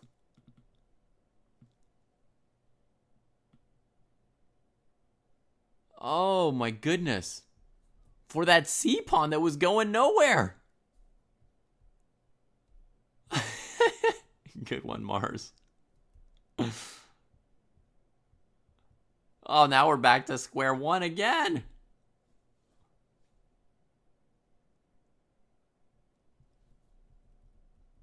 Right, black's bishop can even emerge as well now. Oh, this was the end, right? G7 and then knight f6. I know they're tired. Right? But you're one step away. You just got to like force that focus, right? Force that focus. They were one step away from the finish line there.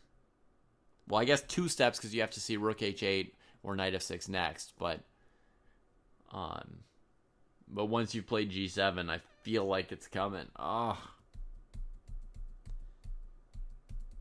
C4 check, allowing king takes b4. White bleeds another pawn.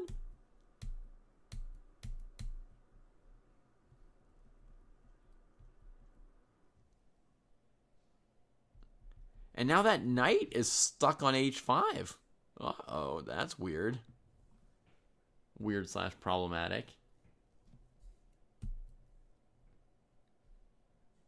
Whoa. Black was really concerned with the c6 pawn. Sacks the e pawn to save it. Interesting choice. Very creative, too. I mean, it's showing that black's really seeing the full board even after all this time that they've been playing.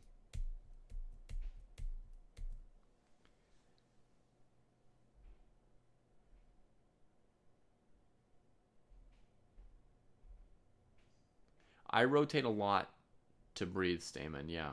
I have to really turn my head. I can't breathe with the water on my face, kind of. I feel like I overturn, but I haven't figured out how to make that any better.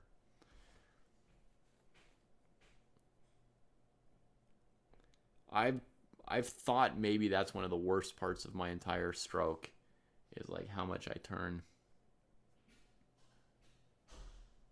I just feel like it could be very, very disruptive as far as your drag, but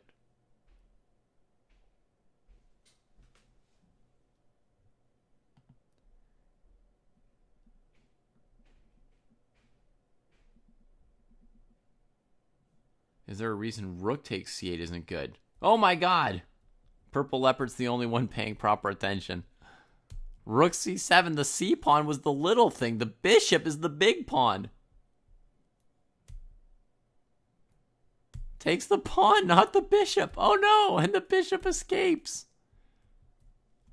And escapes in a big way. Whew. They're tired now, you know, little details dropping here and there. Oh, I got it, Dabo, yeah. Total immersion freestyle swimming demonstration. Thank you.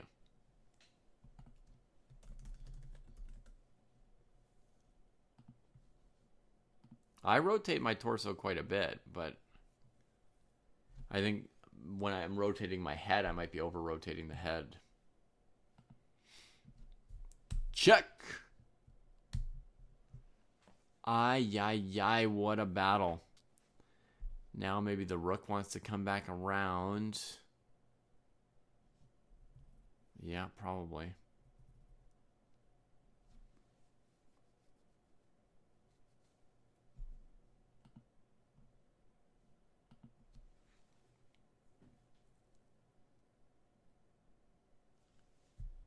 Bishop b5. Nice move defending that pawn. Hello. How are you? It's going to be very hard for white to win this endgame. They basically got one pawn to do it with. These f-pawns are not doing it.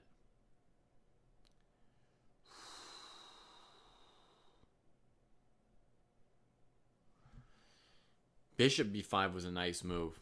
Because if black had gone straight for the rook activation, white can take this. It's a free pawn. It puts pressure on this bishop.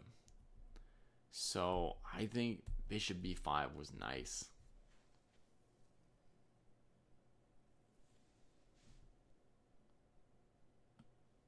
Right, the king has this square if it really needs it.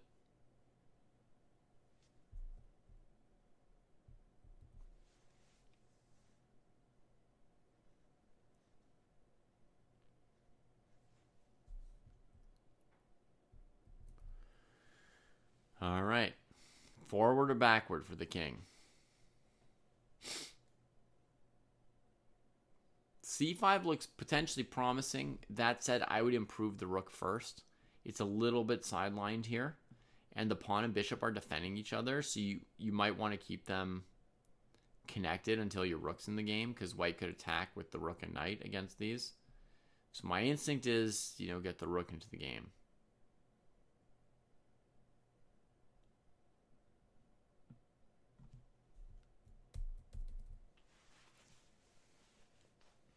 Alyekin's cats made a few quick moves somewhere along the way here and got their time up a little bit. Again, it had been down to 2-3 minutes.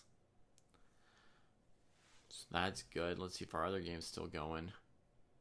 Okay, Armada finally won that game while we had our eyes on this one. So we saw queen e3, knight c4, takes, e5, queen, grabs. Here I thought Hoki was doing pretty good. f4, queen c7, b3, king b2. Yeah, look, the rook is kind of languishing on g7. Queen e5 trying to play f6 at some point, perhaps, right? Yeah. Oh, thud. I think rook h5 check was also winning for white, by the way, although it's very complicated. Queen h5, though, is much simpler. It's the same geometry, but just resignation. Man, that plan with f5, f6, that was hard for a Hoki gamer to handle. But I feel like, you know, here the position's good, and Hoki gamer just didn't know what to do to improve the position, right? The bishop didn't get out. And they never took the d file. They're like trying to win on this file, but couldn't quite find the knockout and kind of swam around it in circles, right? The rook comes back to the c file again, and finally white achieves their plan. Yeah. Yeah, Spencer Hoki resigned here. I mean, it not only is it a double threat, but queen h7 on its own is probably winning here, right? Even if it were a single threat, right? Just can't get it together to bring a defender here now. So, hey, Hokie, great game. Definitely some wandering here for a while, as I was just saying, right? Between the queen and rook, you couldn't like really pick a clear plan. You were hoping to win here. You couldn't quite break through. And then there was just kind of some back and forth. We had an amazing plan suggested in chat, which one I wanted to mention to you. I think it was from Mystic, who's playing tonight earlier, one of the higher rated players in this tournament. They were saying if you play f6 and e5 as a plan at some point, that lets your rooks and queens communicate along the second rank, right? I can't really draw arrows here, unfortunately, on this board, but you get that space open, so your rooks and queen can both defend g7 and h7, but maybe also fight on the d and c files. At the same time, when you play e5, you're going to get some use out of the bishop, which never really did too much. It's not the biggest deal. It's not the bishop that brought you down. But it was like not fully being able to use the rooks. And this f6 idea was like a really cool idea, I thought. When I heard it, I thought, oh, that's really cool.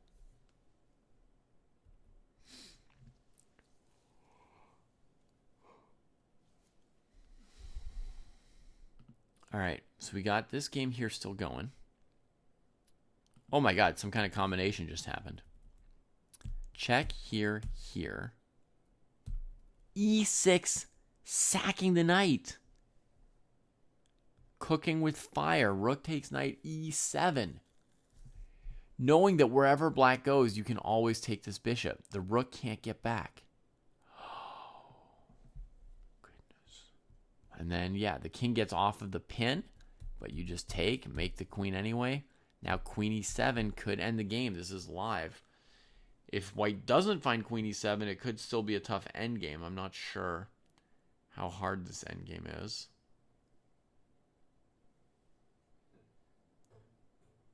Yeah, when you got a couple minutes plus the increment, it's hard to know. Found queen e7. 8 bells did it. Yeah, when you've got between like 4 and 10 minutes plus a 30-second increment, you don't know when to I guess Alyekin's cat did not find that game grueling. It's hard to know when to use a few minutes, when to play a couple quick moves. Definitely a tricky question. Goodness gracious, Alyekin's cat goes right into another game. After that epic and grueling one. But we're going to finally pop over to the over 1600 section, which we have not yet ventured into.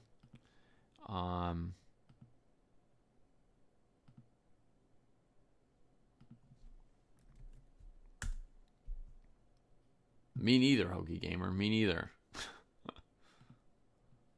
All right, let's see what games we got going over here. Only one game still going. One extra pawn for white.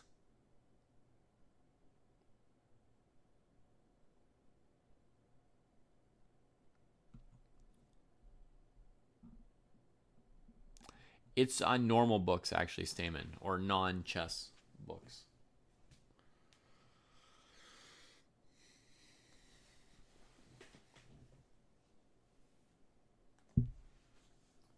There's Diary of a Wimpy Kid and a lot of French novels.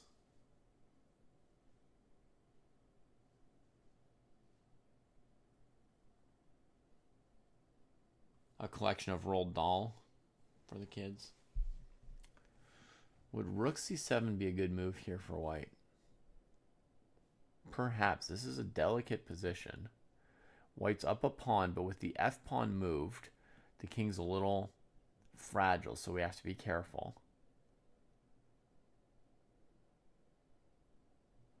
Bishop's unanchored, rook's unanchored.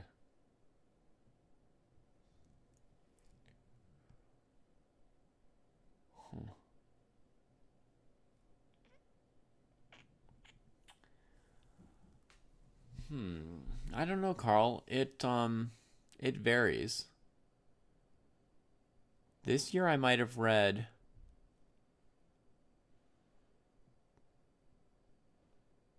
10 books since January.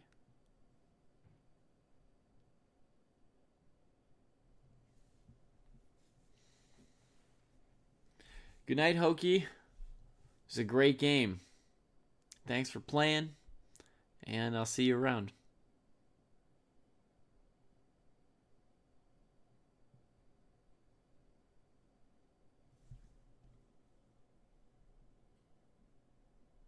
And piano, for sure, Stamen. For sure.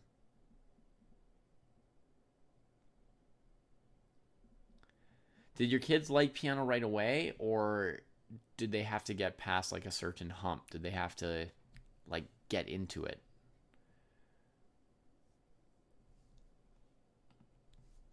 Because my kids initially are like, oh, we just want to, you know.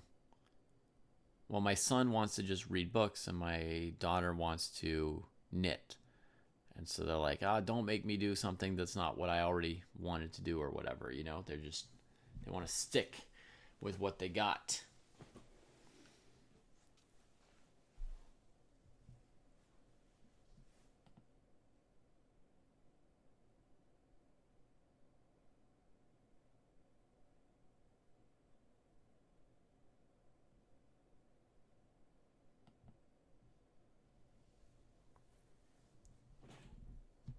Right. Love-hate thing. But then it's one of those things, nobody wants to be told what to do every single day by their parent, right? To have to practice and stuff. Or even if you don't force them to practice as much, still everything's a bit of an imposition. But it's such a great thing to have, ultimately.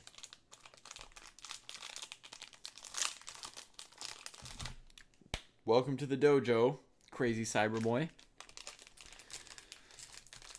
20 minutes left for British Capital Games, and they go for a sort of consolidating move, bringing the queen back to defend the bishop and the rook from here and the A pawn, and just maybe trying to get into the center. For some reason, I was thinking of putting the rook maybe here at some point, because D4 seems like a key square. Normally, the files that are further away are better than the files that are closer to the pawn structure, because you're a little further from some short-range pieces that can attack you. In this case, it's only the kings that are short-range, so it doesn't matter so much, as usual, perhaps. Because the kings aren't out there doing the fighting just yet, right? Sorry about this wrapper. Just getting out my macadamia nut.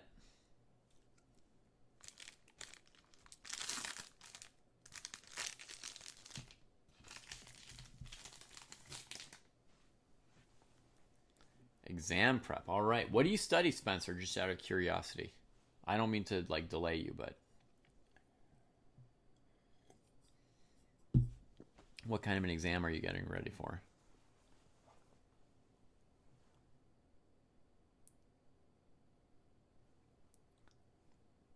Do you like Bobby Fischer's games, Peep Show?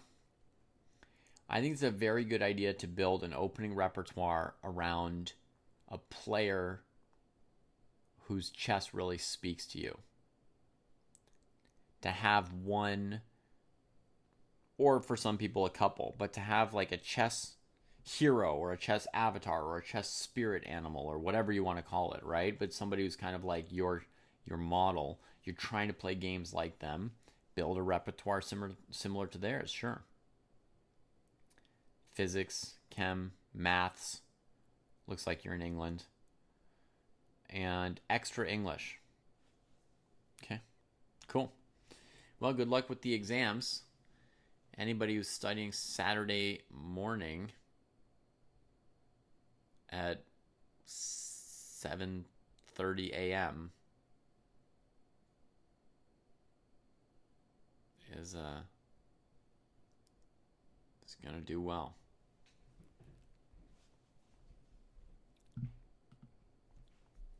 Queen A3. F5. That's the big fighting back move. I hadn't even seen that move, but I was afraid about the looseness here.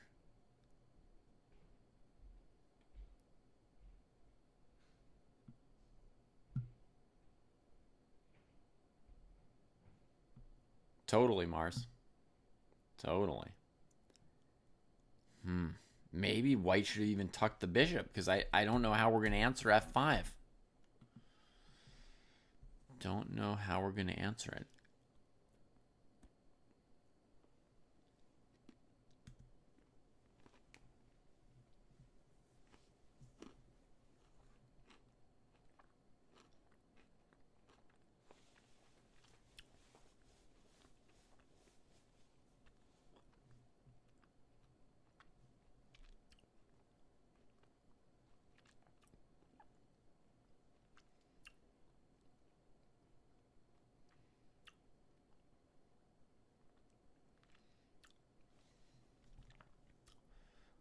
That sounds great, Dabo. Does that make sense, Mars Robinson, what Dabo's saying here? You can go to the Games Explorer on chess.com, put in a player's name, and then just basically download their repertoire from the millions of Blitz games they've played.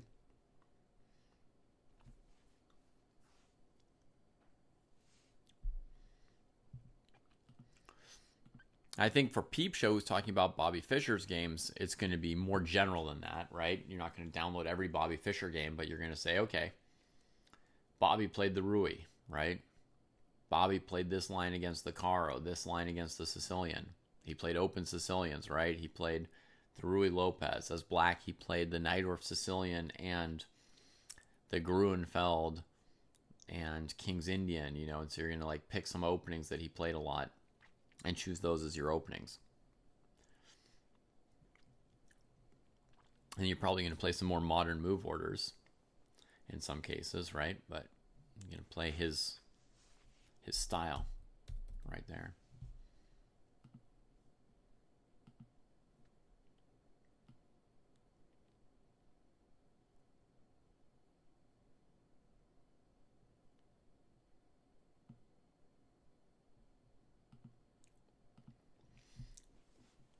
And then what you can do is if you're ever having trouble with some particular variation, right? Like let's say you feel you're scoring badly against, I don't know, the Scandinavian or something. Then you would just look up games played by Bobby Fischer in the Scandinavian or whoever your chess hero is, right? If it's Daniil Dubov, you'd go Daniil Dubov, you know, games in the Scandinavian. And you just play through 3 or 4 of his games, and how he plays over time is going to match how you want to play, you know, more and more and more.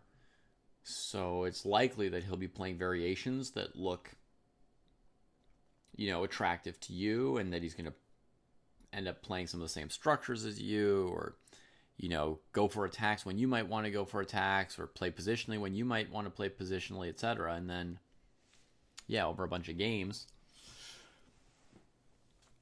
you start to attune to that. So what did white come up with? Bishop f2.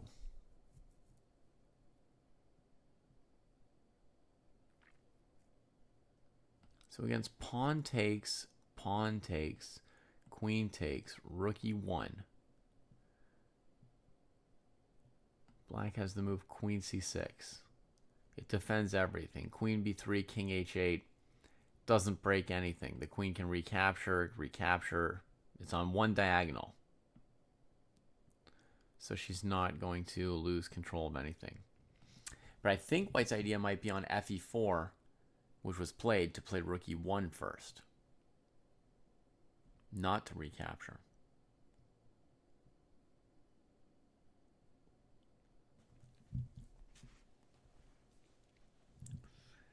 Then I guess black moves the queen somewhere, hoping to still get everything back, right? Like here.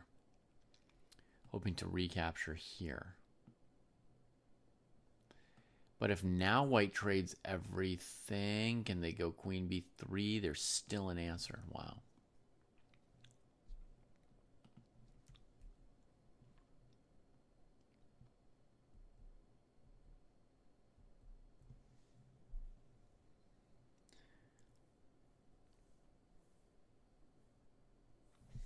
queen f5 would be worse than queen d5, at least from that first thing we saw, because there'd be check. After the king moves, you trade everything on e4 and take this pawn. So I think queen d5 feels like the likely response to rook e1. And then can white ramp up the pressure at all there?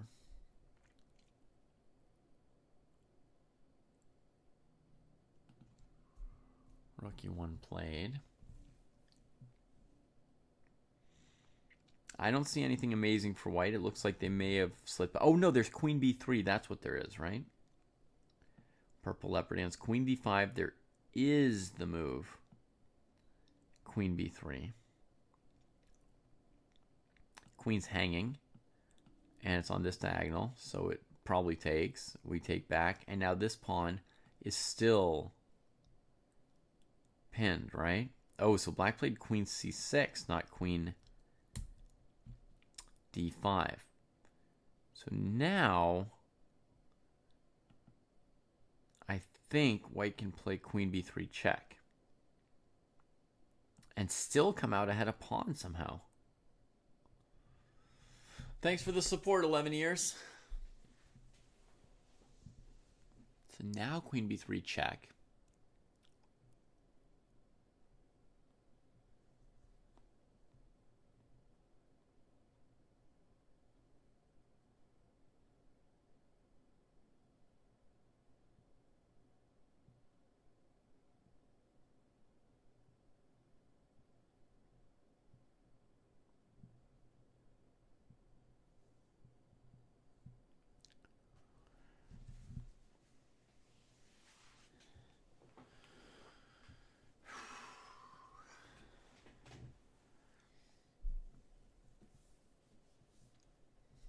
Basic idea is check here, takes, and if black takes, you take.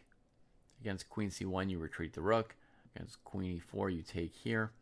And luckily, your bishop's covering queen e1, and your queen's covering queen b1. So, you're up a pawn.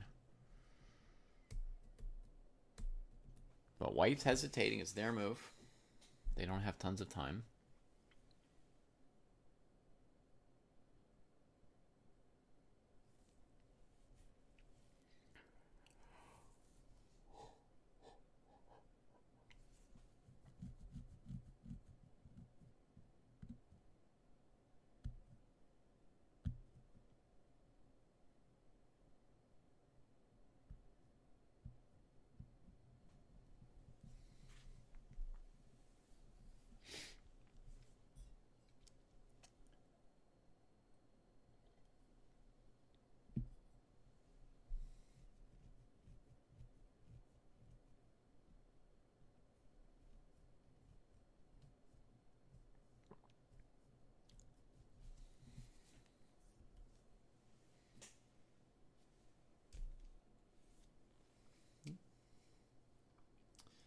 Getting dangerously low.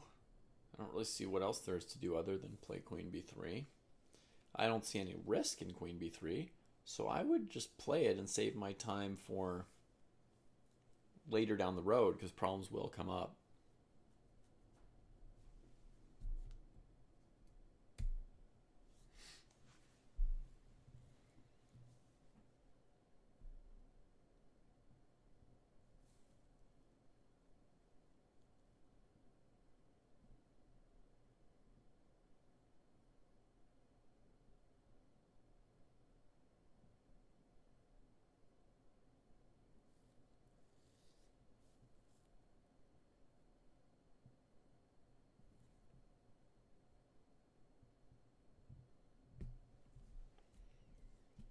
Queen c5, huh?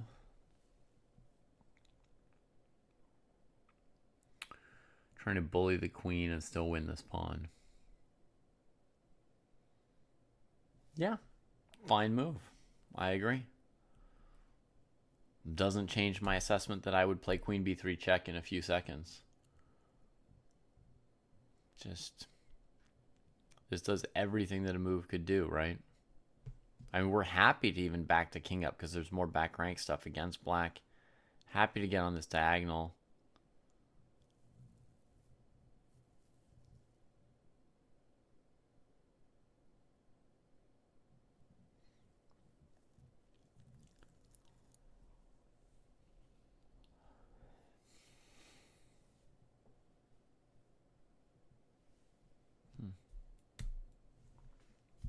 Yeah, queen c5 looks good too. I don't see anything wrong with it either.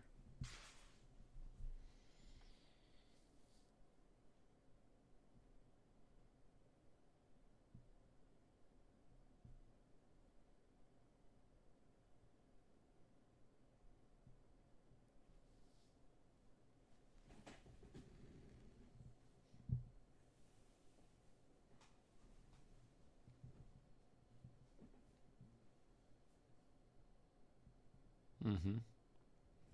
Yeah, you're right. You trade queens and the pawn on e4 still looks pretty done for. Unless there's rook c8, Dabo. I must be tired saying I don't see anything, and then I don't, and then there was this possible, right? That completely ruins white's day. I didn't see it. I mean, a minute ago.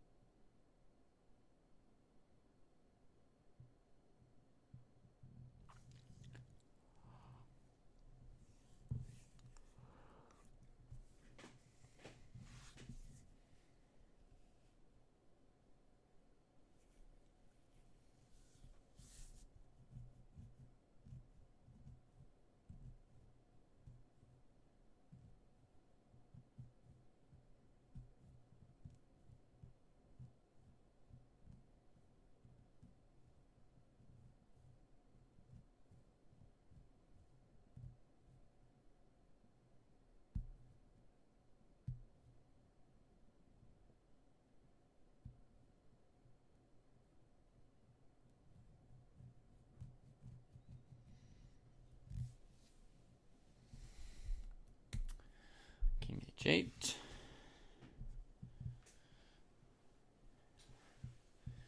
Now you have to just take the pawn with fe4. It's not really anything else. Rook e4 loses, which is pretty devastating from this position as white. Queen c1. It's mate. So f takes e4.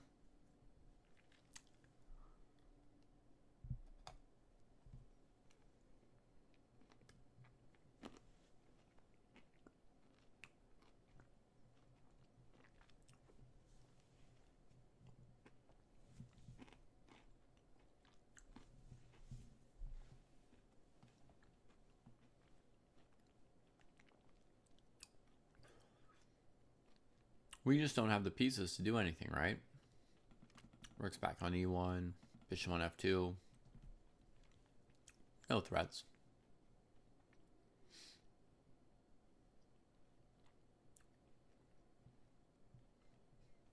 Rook f8 is correct, yeah.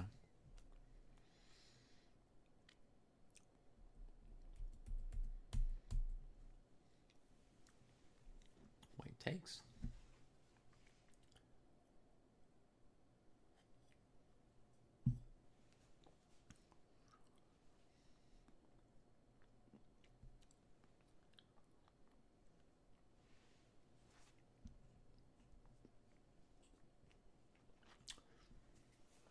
So the extra pawn has survived.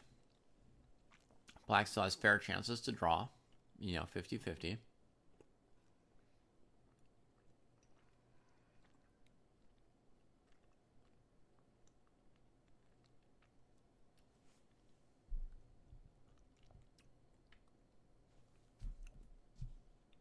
Here.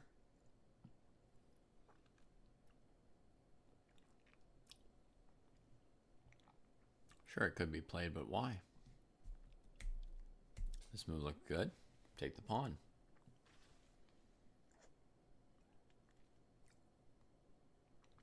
Queen's on a good square here on b3.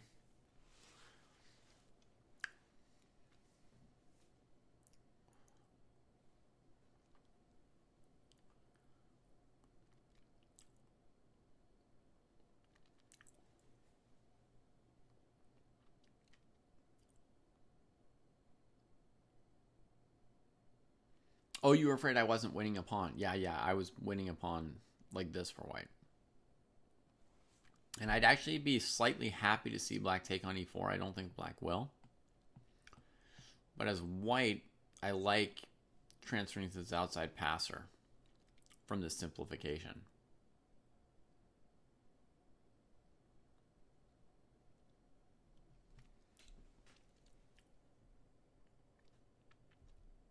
Right on, Armoda. Glad you enjoyed it.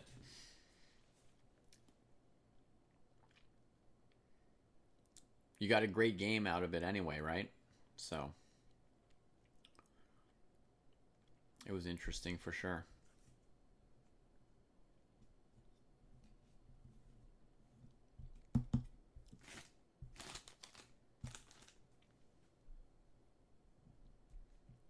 Rook e4 from black. I'm surprised. A simplifying move that gives white that outside pass pawn to run. I wonder if black's planning to play bishop d4 immediately. Oh my god. Yes, they just played those moves as fast as I could enter them. These were like 1 second moves. That was the only reason I could think that black might go for this.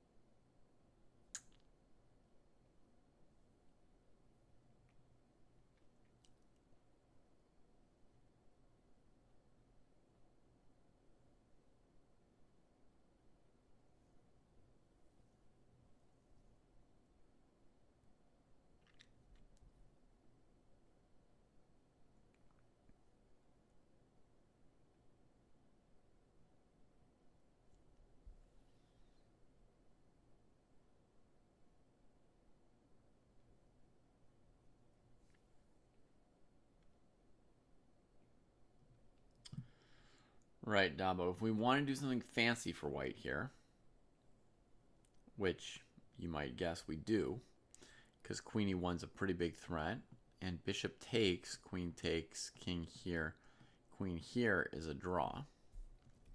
So white wants to do something fancy, so I imagine queen check, king here, queen check. Black has to go to h6 to avoid queen d6 or d8 check, right? Going after this piece. You gotta hide. Queen c1, check, now covering the back rank. Black can play a move like g5 or whatever they like. But now white is free and clear to play a move like h3 or bishop takes bishop and king h1 because the queen's already in place guarding all this. So actually that makes sense. That fancy continuation makes a lot of sense, Dabo, that might be white's best. That queen b8.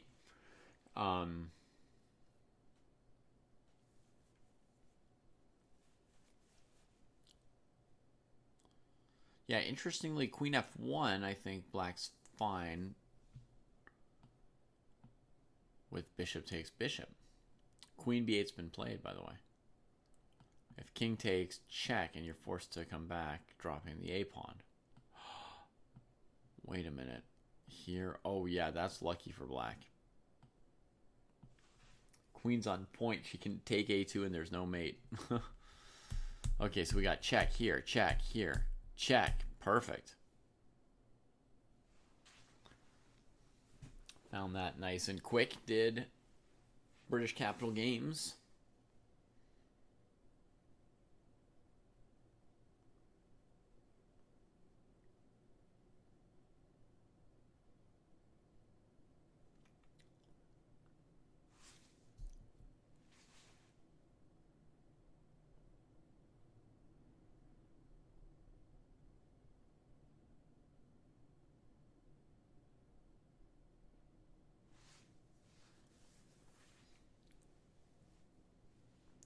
Well, to me, trading on d4 seems like the safest.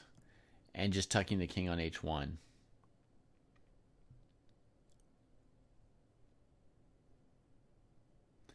No, I don't think Dabo's playing the game. This British Capital Games is probably British. Dabo, as it turns out, is from New York, or in New York. Hey, Moscow. So h3 is desirable, but then takes, and I mean, it's not desirable to have the king here and have to go back and tuck it. So I'm in favor of just taking, going here, and then playing h3 myself when I need to. Trying to advance this pawn whenever I can.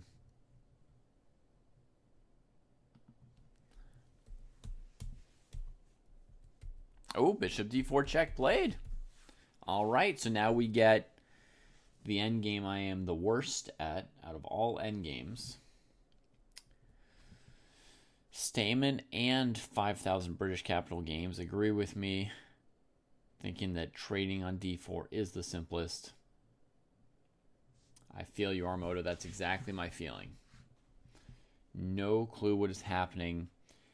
And to me, the worst thing about Armoda is having to calculate those long sequences of like 8 checks in a row and decide whether the king gets away or not. Oh, man. Normally, I like calculating. But just some like turning around in circles on an empty board with a queen checking a king, like endlessly, and seeing if the king's ever doing some pattern where the queen can't follow. Oh, God.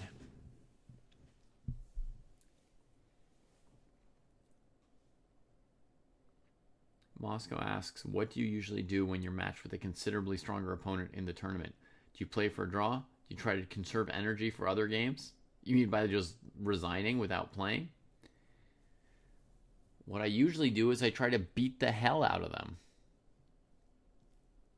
I try to, I look through their games, I try and find some weakness, then I try to figure out how to checkmate them.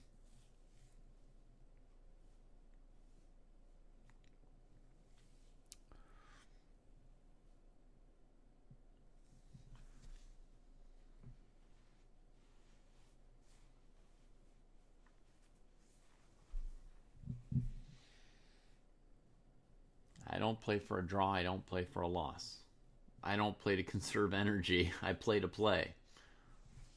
And the goal of the game of chess is to win the game of chess, so I try to win it.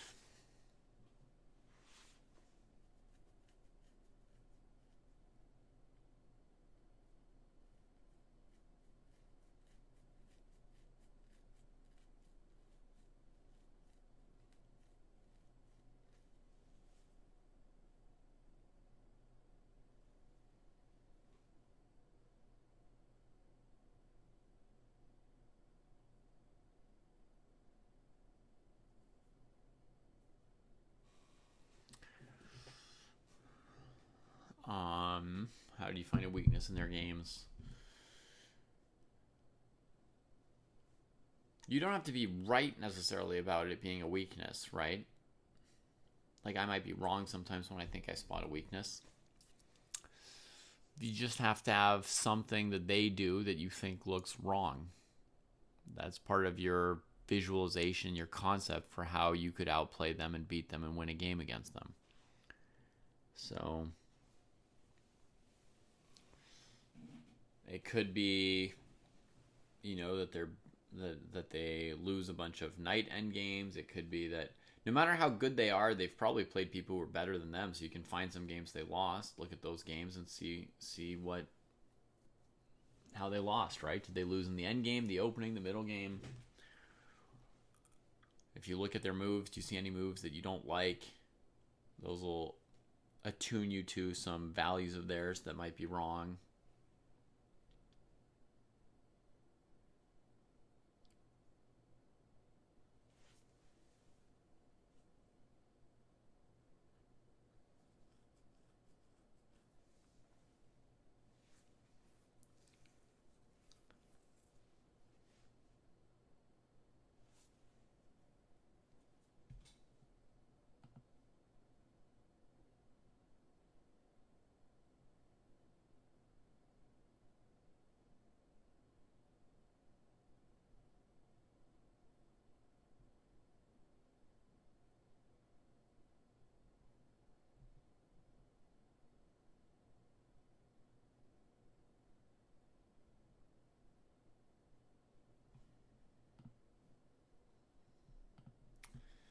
Of course, Moscow. I'm seeing some difficulty keeping the first rank covered while trying to play a4. Because this queen's on a great square. Defending a4, centralized, can give a lot of checks on our king. And from here, she's also covering a1 and d1.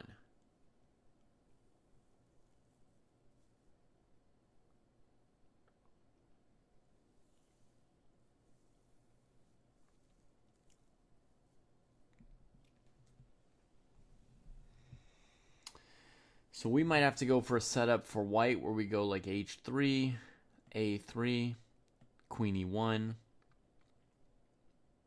And then at some point our queen pops out to b4 or g3, anticipating king h2 to come.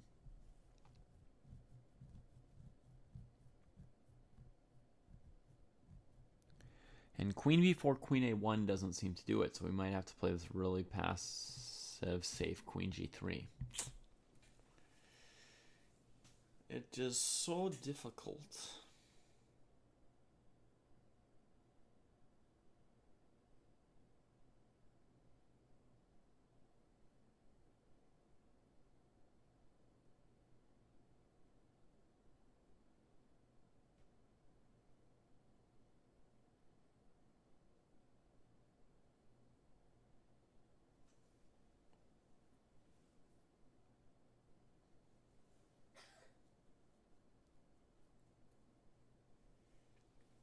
That's right, Dabo. h3. So there's no back rank mate. Right? The queen would be ideal behind the pawn, but she can't get there for now. So I see h3, a3, queen e1. Then she ends up on g3, defending the king and the pawn. But I still don't yet see how we threaten to play a4.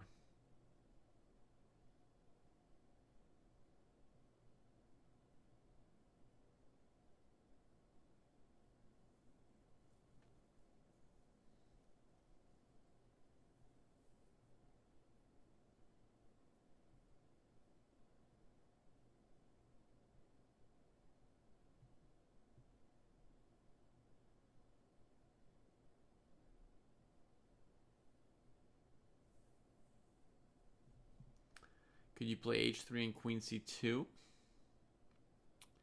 try to play a4? Gotcha. So h3 and queen c2, you're going to get checked on a1. King h2, checked on e5. King g1, checked on d4. Could you play g3 when you're checked this way? Perhaps.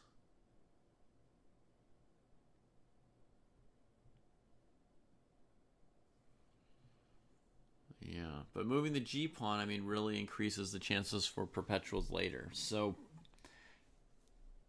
my sense is, Buddha, that we'll get the pawn up one step, but it'll eventually still be, there'll be room for black to give a perpetual. But I can't see for sure if my plan gives white anything either. It's hard to know.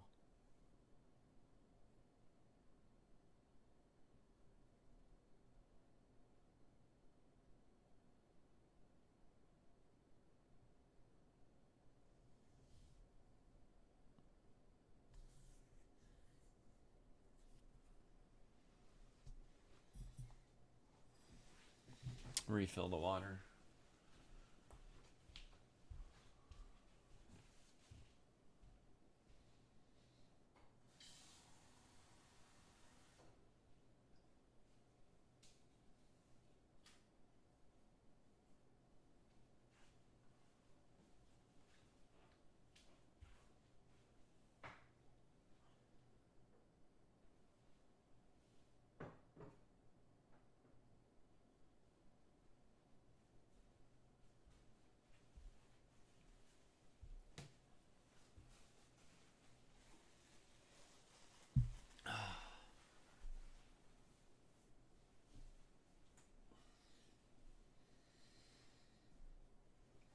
Black's going to play h5. Yep, h5.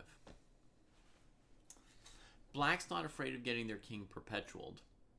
So when white sets up some little cozy hut for the king, black is happy to move every pawn forward and explode it and make some way to... does this desk go up?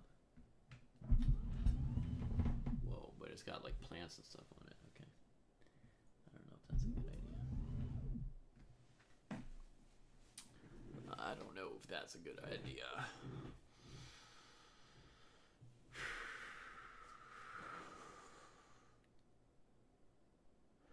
Yeah, so essentially, white played h3. Essentially, black would be happy to play g4, trade off any pawns. It increases the chance of a perpetual. And the sooner the better from black's perspective, I think, to get those moves in.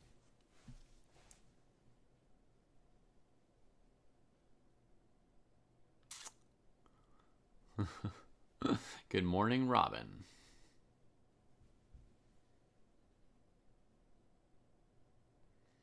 Our friends in Portugal are probably getting up pretty soon, if not now.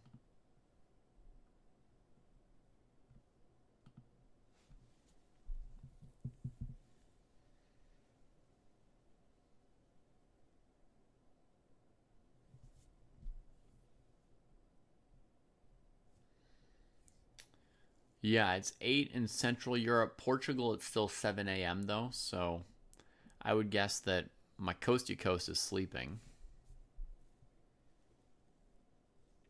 And I don't know the sleep habits of Matt, Rachel, and Anushka in general. I know Matt hasn't been sleeping well in Portugal, so there's a good chance he's up.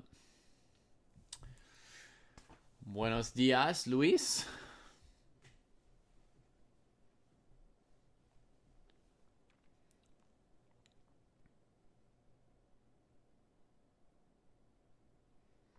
And I guess in Spain it's 8 o'clock, so it's in Portugal. Portugal's a different time zone than Spain, I guess. I think. Unless Spain has more than one time zone. Let me see. Let me look that up. 8 a.m. in Madrid as well, yeah. Hey, Min, thanks for the raid. To my viewers and followers, here's a link to follow Min, a very strong grandmaster and very friendly guy from the Vietnamese Olympiad team, as well as the internet. Give him a raid. Wonderful guy. Being humble is one of the things that makes him so great. Yeah. For those of you just joining us on the raid, this is a weekly event here.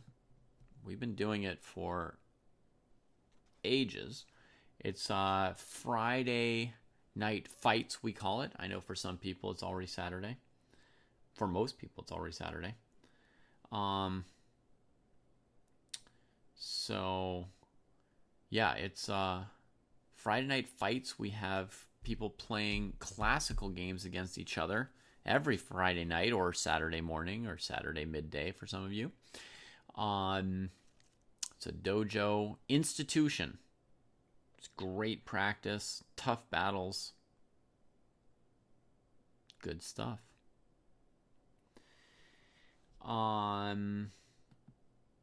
Yeah, Portugal is different. Am I commenting the final round of Maya? No, I am not. Kostya's got somebody else to cover the final round, I think. Oh,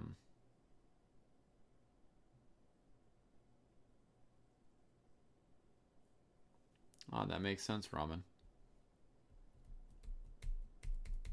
Queen E1. Predicted all of this half an hour ago. Yeah, the final round of Maya is in just under 3 hours, and I'm going to be asleep then. Yeah, I'm going to sleep soon. I commented the previous round of Maya, and I haven't slept yet, so, you know, sleep has to fit in there somewhere.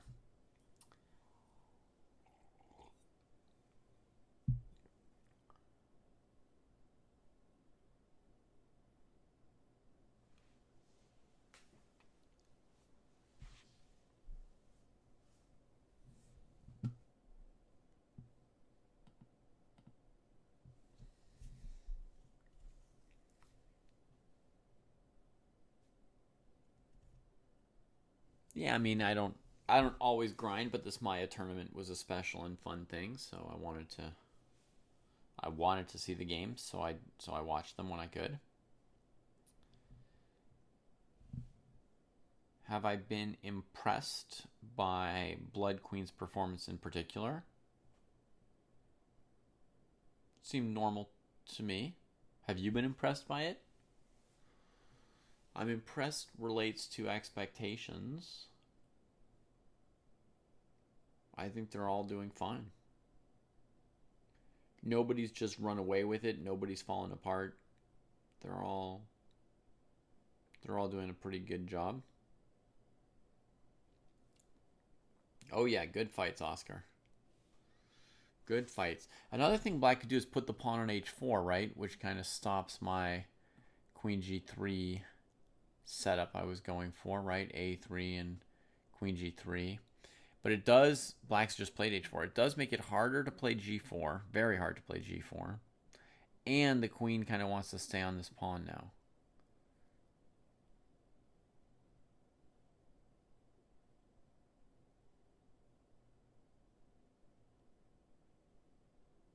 This queen's amazing here on d4. Very hard to push away.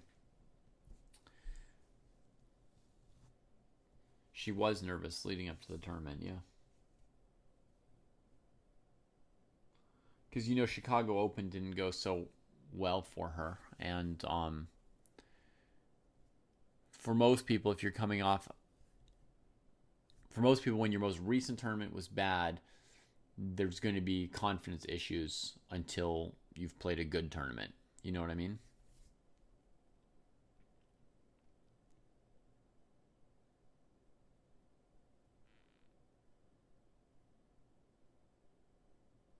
Mm-hmm.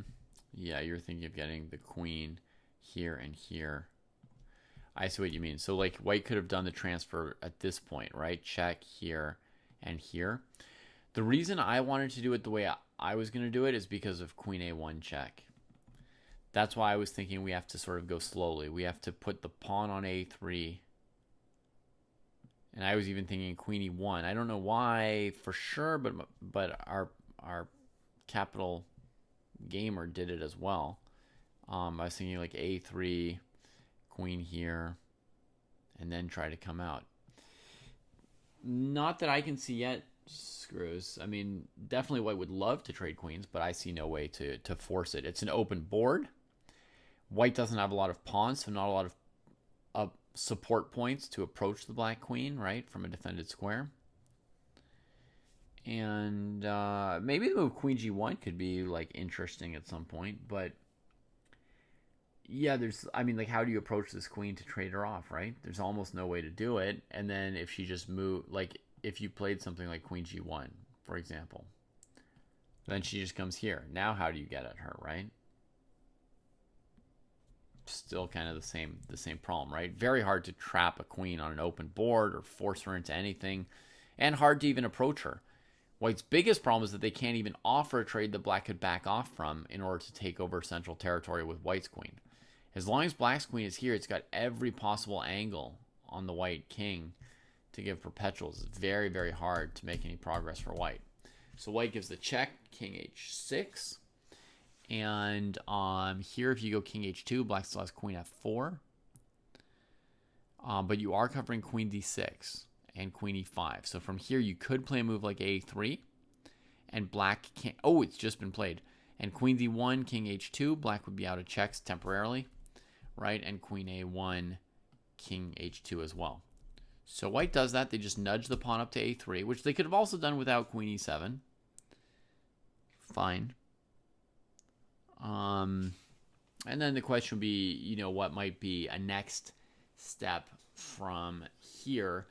I've thought of queen b4, but black has queen a1, queen e5, and I don't really see with any certainty how to make that work from white's side. So I'm not sure what any next step would be here. Yeah, in this case, the easier said than done. It's like 10 to the 100 times easier said than done. 10 to the 10 to the 10 to the 100 times easier to say white would like to trade queens than to go ahead and trade those queens.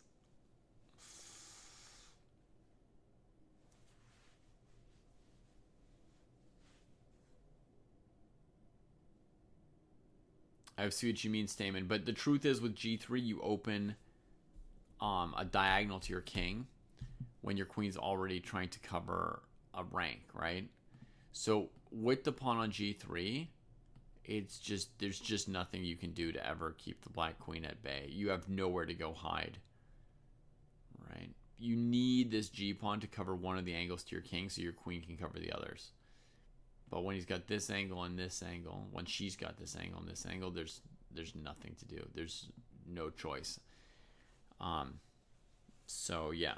So the always H3, never G3 and queen endings definitely has its reason. Definitely has its reason. Yeah, specifically G3, queen D5 as well, sure. Could lose the pawn, but I think Stamen was just saying, you know, as like a choice of how you set it up. You could play A3, right? Black does this, and you could put your pawn here. Sorry, G3. Sorry, what am I trying to do? A3. Okay, it didn't register like my king move. Then G3. Right, you could do it without hanging this pawn, but you always give the opponent too many angles to your king by advancing the G pawn. That's essentially immutable with only two pawns. Everything has its exceptions, but I can't think of an exception to that, really.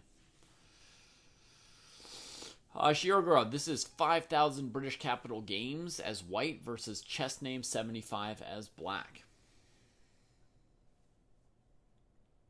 I don't know too much more about them other than that they both played last week as well. That they've got high ratings.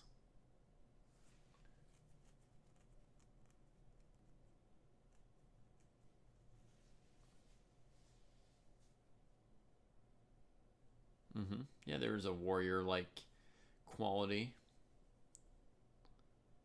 to them.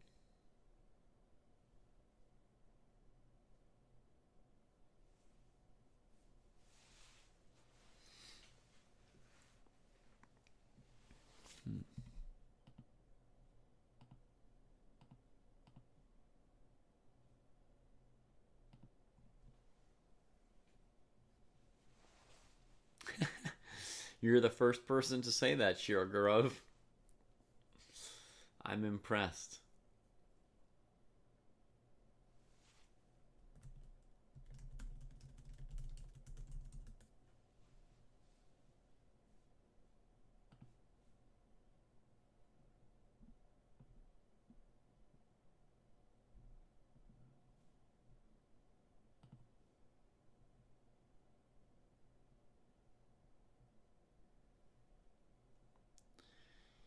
Yeah, the screen capture I have just kind of really cuts it off for the clock, for the big clock. I mean, they started with an hour and 30, so the clock did need to have the hours on it. Oh, maybe a touch. Okay. This one's not too confusing yet, but they normally always have a point where they become really confusing. And when that happens, that's when my brain just kind of detonates.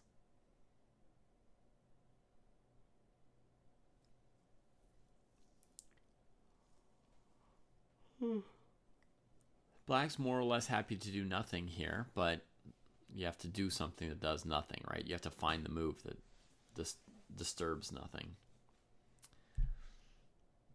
King H5, G5. Oh, Black's done something. I'm going to guess G5. Nope. King H5 played.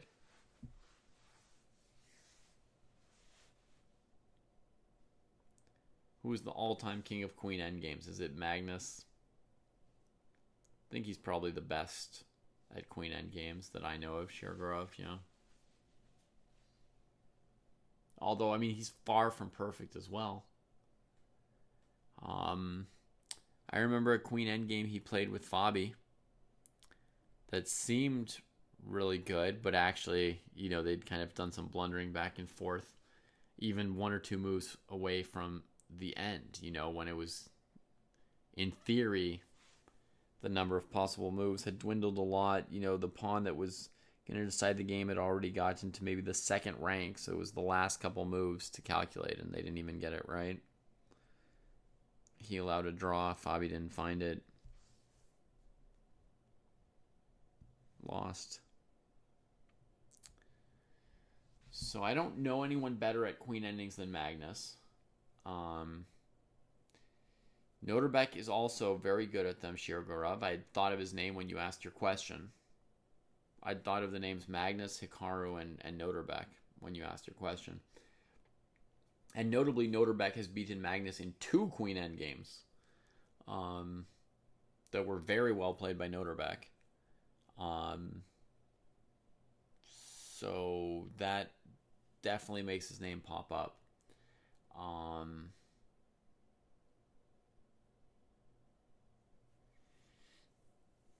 I mean, if there were any endgame that Magnus was not the best in the world at, it might be a queen ending. Because they're so different and difficult.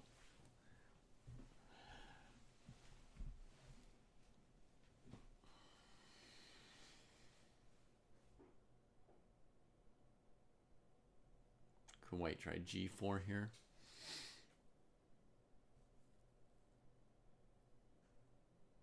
White doesn't have a lot of time left to try anything.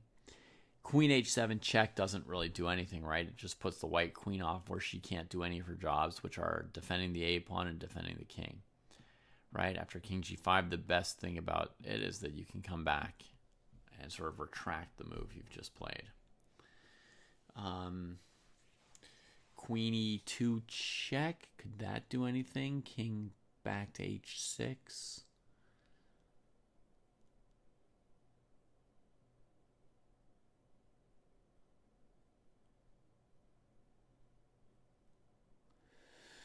Queen E2 check, King H6, Queen G4. I think black can go Queen A1, Queen E5, etc.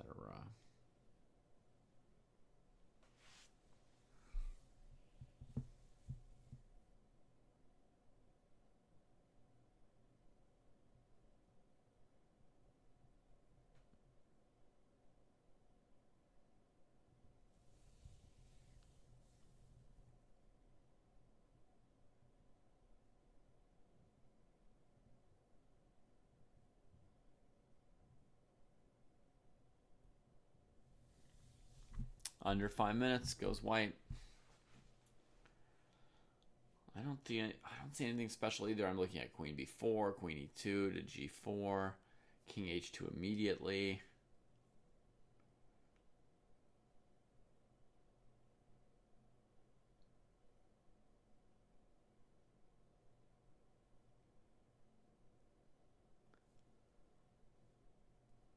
Move blade, Queen E2. So King H6.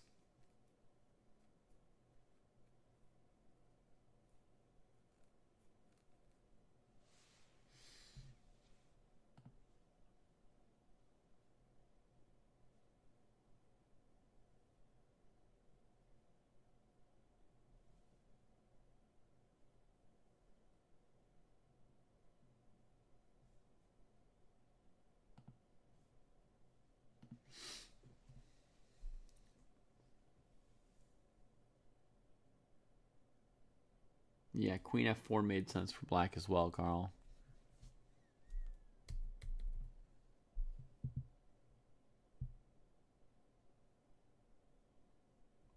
Only move for who here, Stamen? King H6 or King G5? King G5 loses to Queen G4. So yeah, it's an only move for black. A little bit strange to spend a minute on it. White followed up by just going back where they came from, Queen E1. So yeah. I don't know if it was an important tempo, Carl, since white's kind of at a standstill. It's not really a big deal.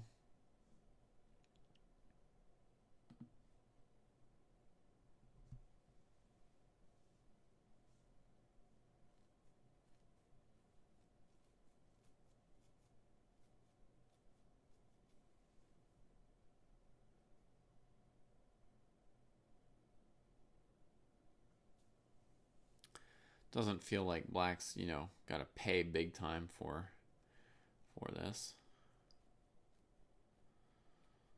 You know, for whether the queen's on f4 or d4. The queen's so good on d4, it doesn't need to move to f4. I don't know for sure if it's any better there. Let me see for a second, Oscar. I'm always afraid that I'm gonna get stuck out and not be able to get back to my other game. It's kind of tricky on chess.com, clicking between them. Right now I see no live games in the under 1600.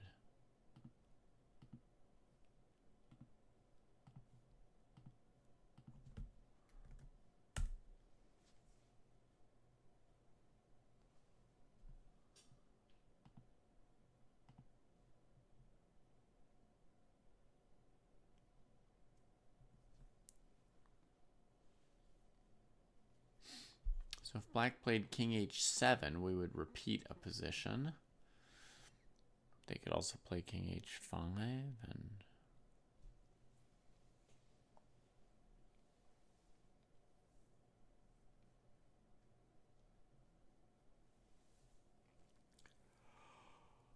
white's not doing anything.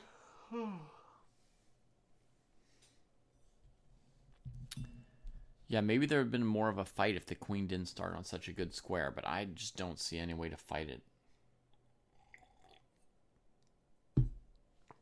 Ay, ay, ay.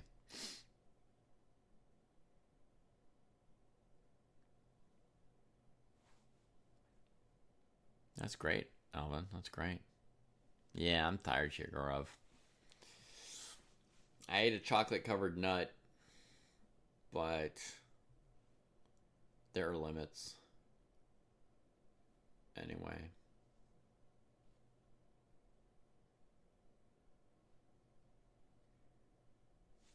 I haven't had a real break today at any point.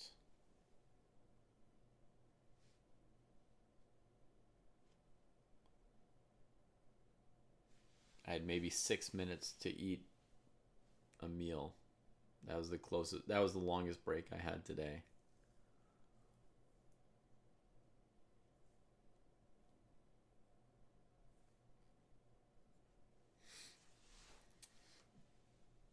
Since the baby got up at around whatever 6 a.m. and now 11:30 p.m. So, you know,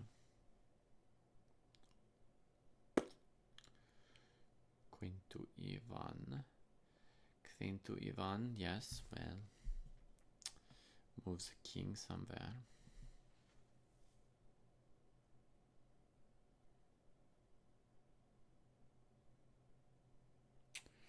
Yeah, Abdullah, they started with an hour and a half each, and they've got a 30-second increment on top of that. She's almost 3 now. She's just not a good sleeper. She's a great kid, you know.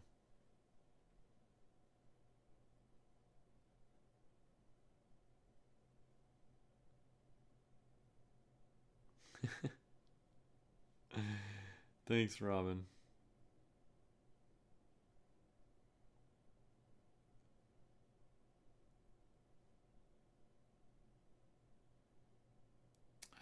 Yeah, I mean, it's good advice, but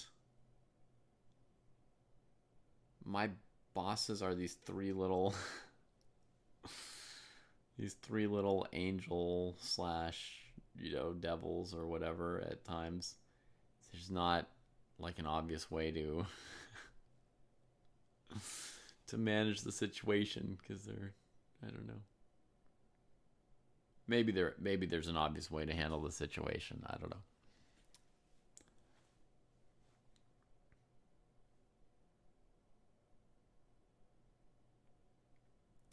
It's a very special condition, you know, doing the parental labor.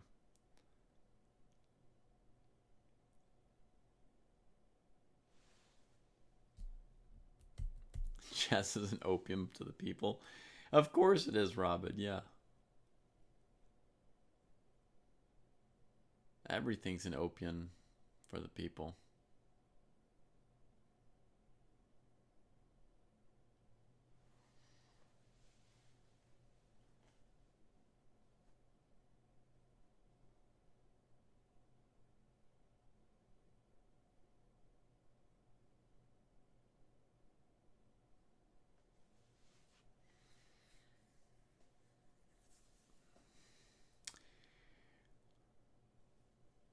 Well, there's not really much to say, is there? I mean, White's not really getting the king off the back rank. None of us have any ideas.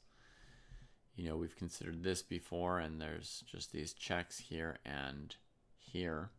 And Queen b4 is the closest thing to like a foothold for trying to get out of here, right? You're defended by the pawn. You're covering. Whoops, sorry, excuse me. You're defended by the pawn. You're challenging their dominant square. You're stopping some checks on d6 and f4. And if they go somewhere random, you're hitting h4. You know, but nothing doing.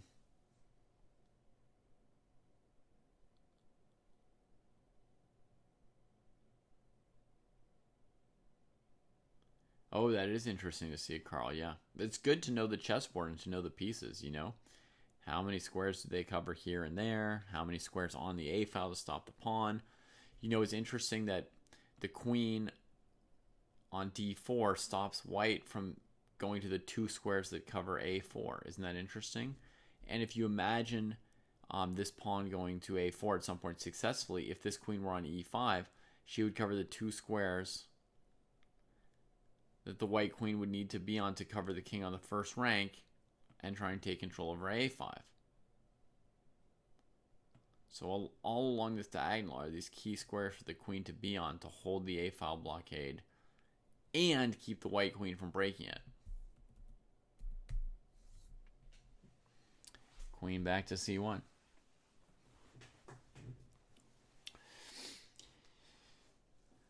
Yeah, Dabo.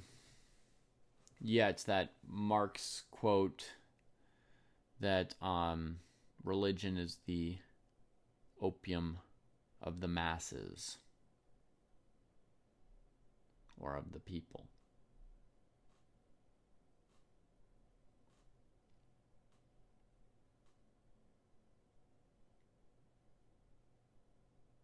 Yeah, exactly, Mars Robinson.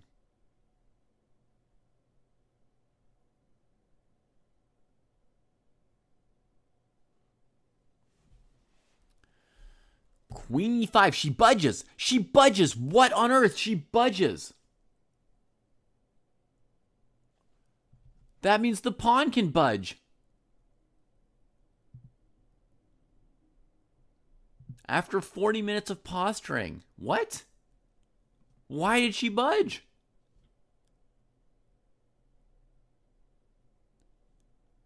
Did the king get backed up and not have any moves to wait anymore?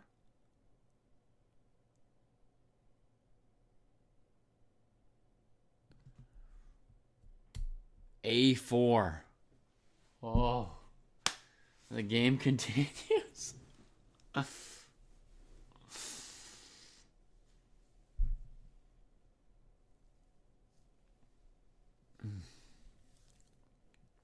Now the black queen really needs to stay on e5.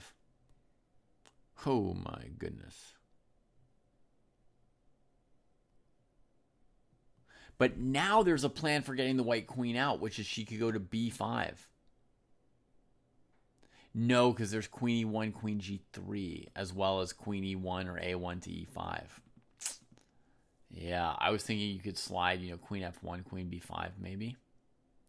But this queen will still have checks, checks, checks. And the queen on b5 won't stop it. King f7.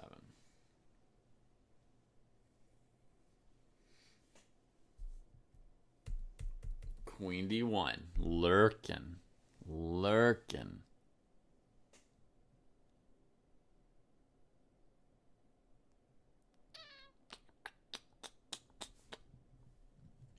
Sometimes you got 3 minutes on the clock and you just got to get a move off. So you lurk. And you wait for your opponent to mysteriously remove their queen again so you can get a little further.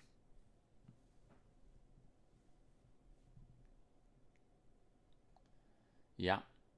A1's an amazing square for the queen.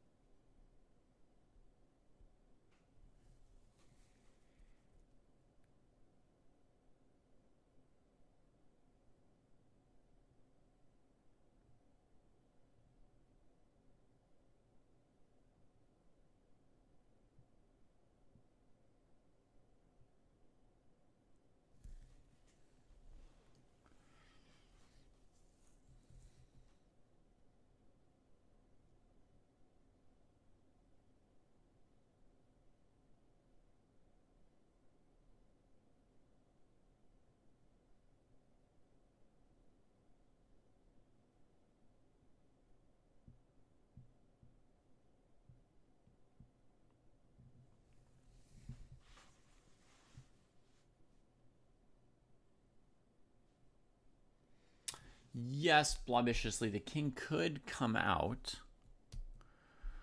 Generally, it won't escape. Like here, white could play queen g4. It's their move. Generally, the king won't escape from perpetual check once it comes out. Oh, it looks like we don't even have to let it out.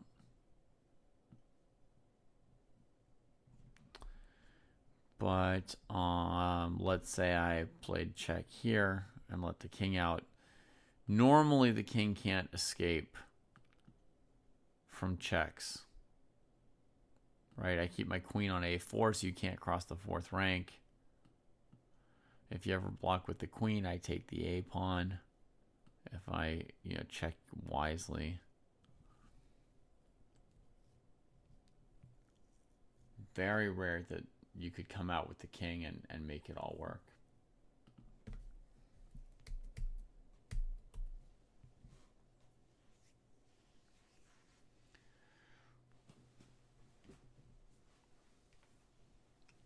But, I mean, occasionally, and that's sometimes the way that you have to go to try and make progress or to try and keep the game going. Queen d7 tried.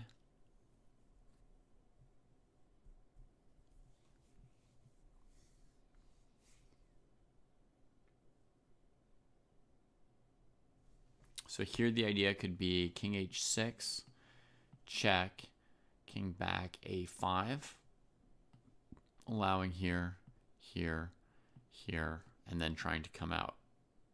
Well, I mean, you're not trying to come out, but avoiding the repetition by reluctantly coming out, let's say. Something like that might be white's idea. Black plays king h6, check, check. So here white could consider a5. Or, or bring the queen back to the first rank for now.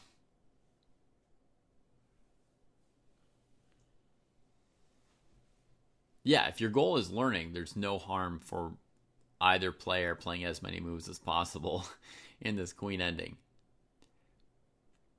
The commentator is a little bit lame, and he was kind of hoping that the game would end at 11 or so and he would go to bed. But the players are not looking like they've got that kind of weakness to them. So white goes for it. And black's going to have to give a bunch of checks, and the difficult phase of the queen ending comes up. The first 40, 50 minutes that they played this queen ending, there was not too much going on. And then just when it looked like it would end in a draw, black moved the queen off of d4. The pawn got one step up, created just enough new angles that white has a way to try and go for it with bringing the king out.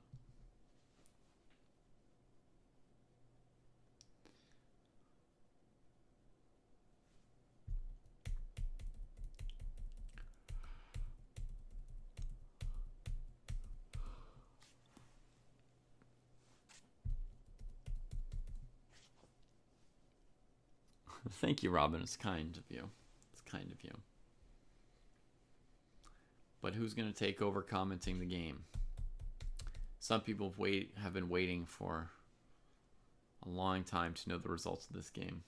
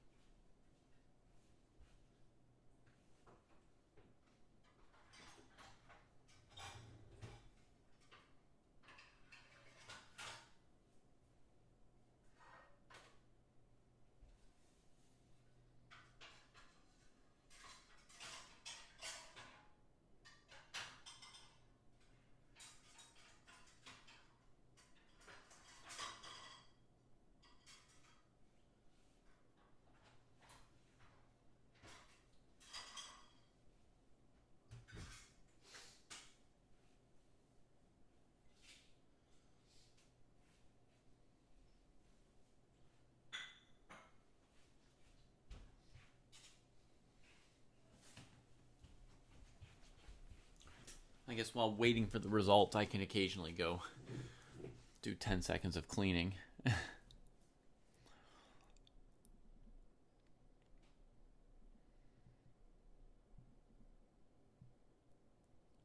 No, sleep is always the best. It's true.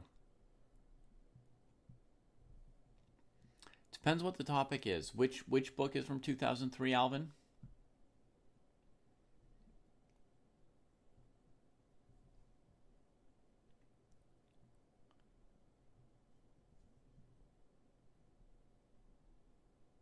Yeah, you would need more pieces on the board for a takes line, huh, Mars?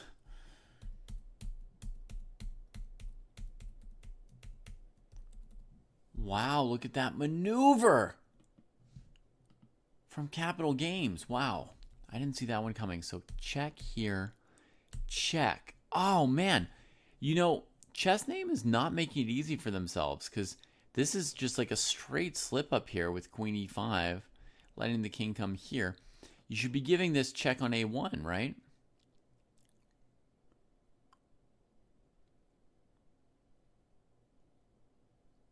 Yeah.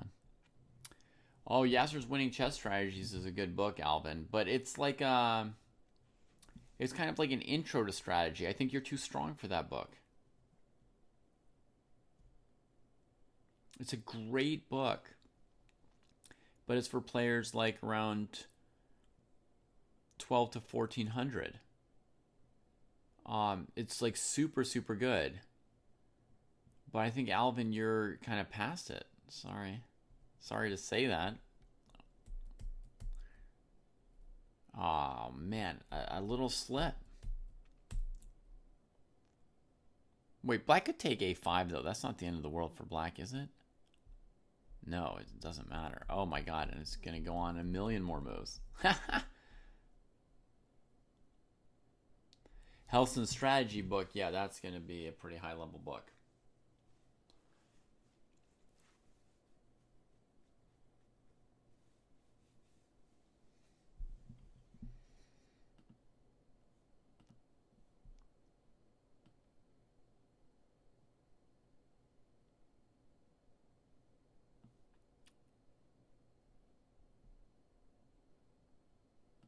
All right. Game agreed, drawn. Yeah. Well, there's no way for white to win this game.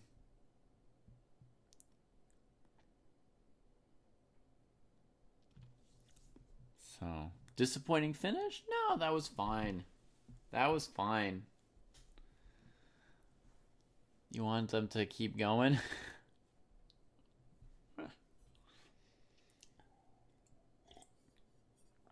They went a long time. That was a great one. I'm just going to run off to sleep. Good game to Chess Name and good name to British Capital Games.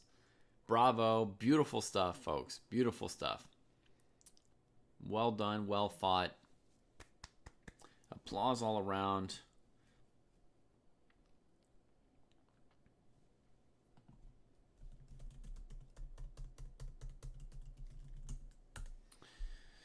And yeah, folks, reminder for those of you who prefer games a little faster than this, we've got a rapid tournament basically every Sunday at 9:30 a.m. Pacific. It's a 3-hour arena.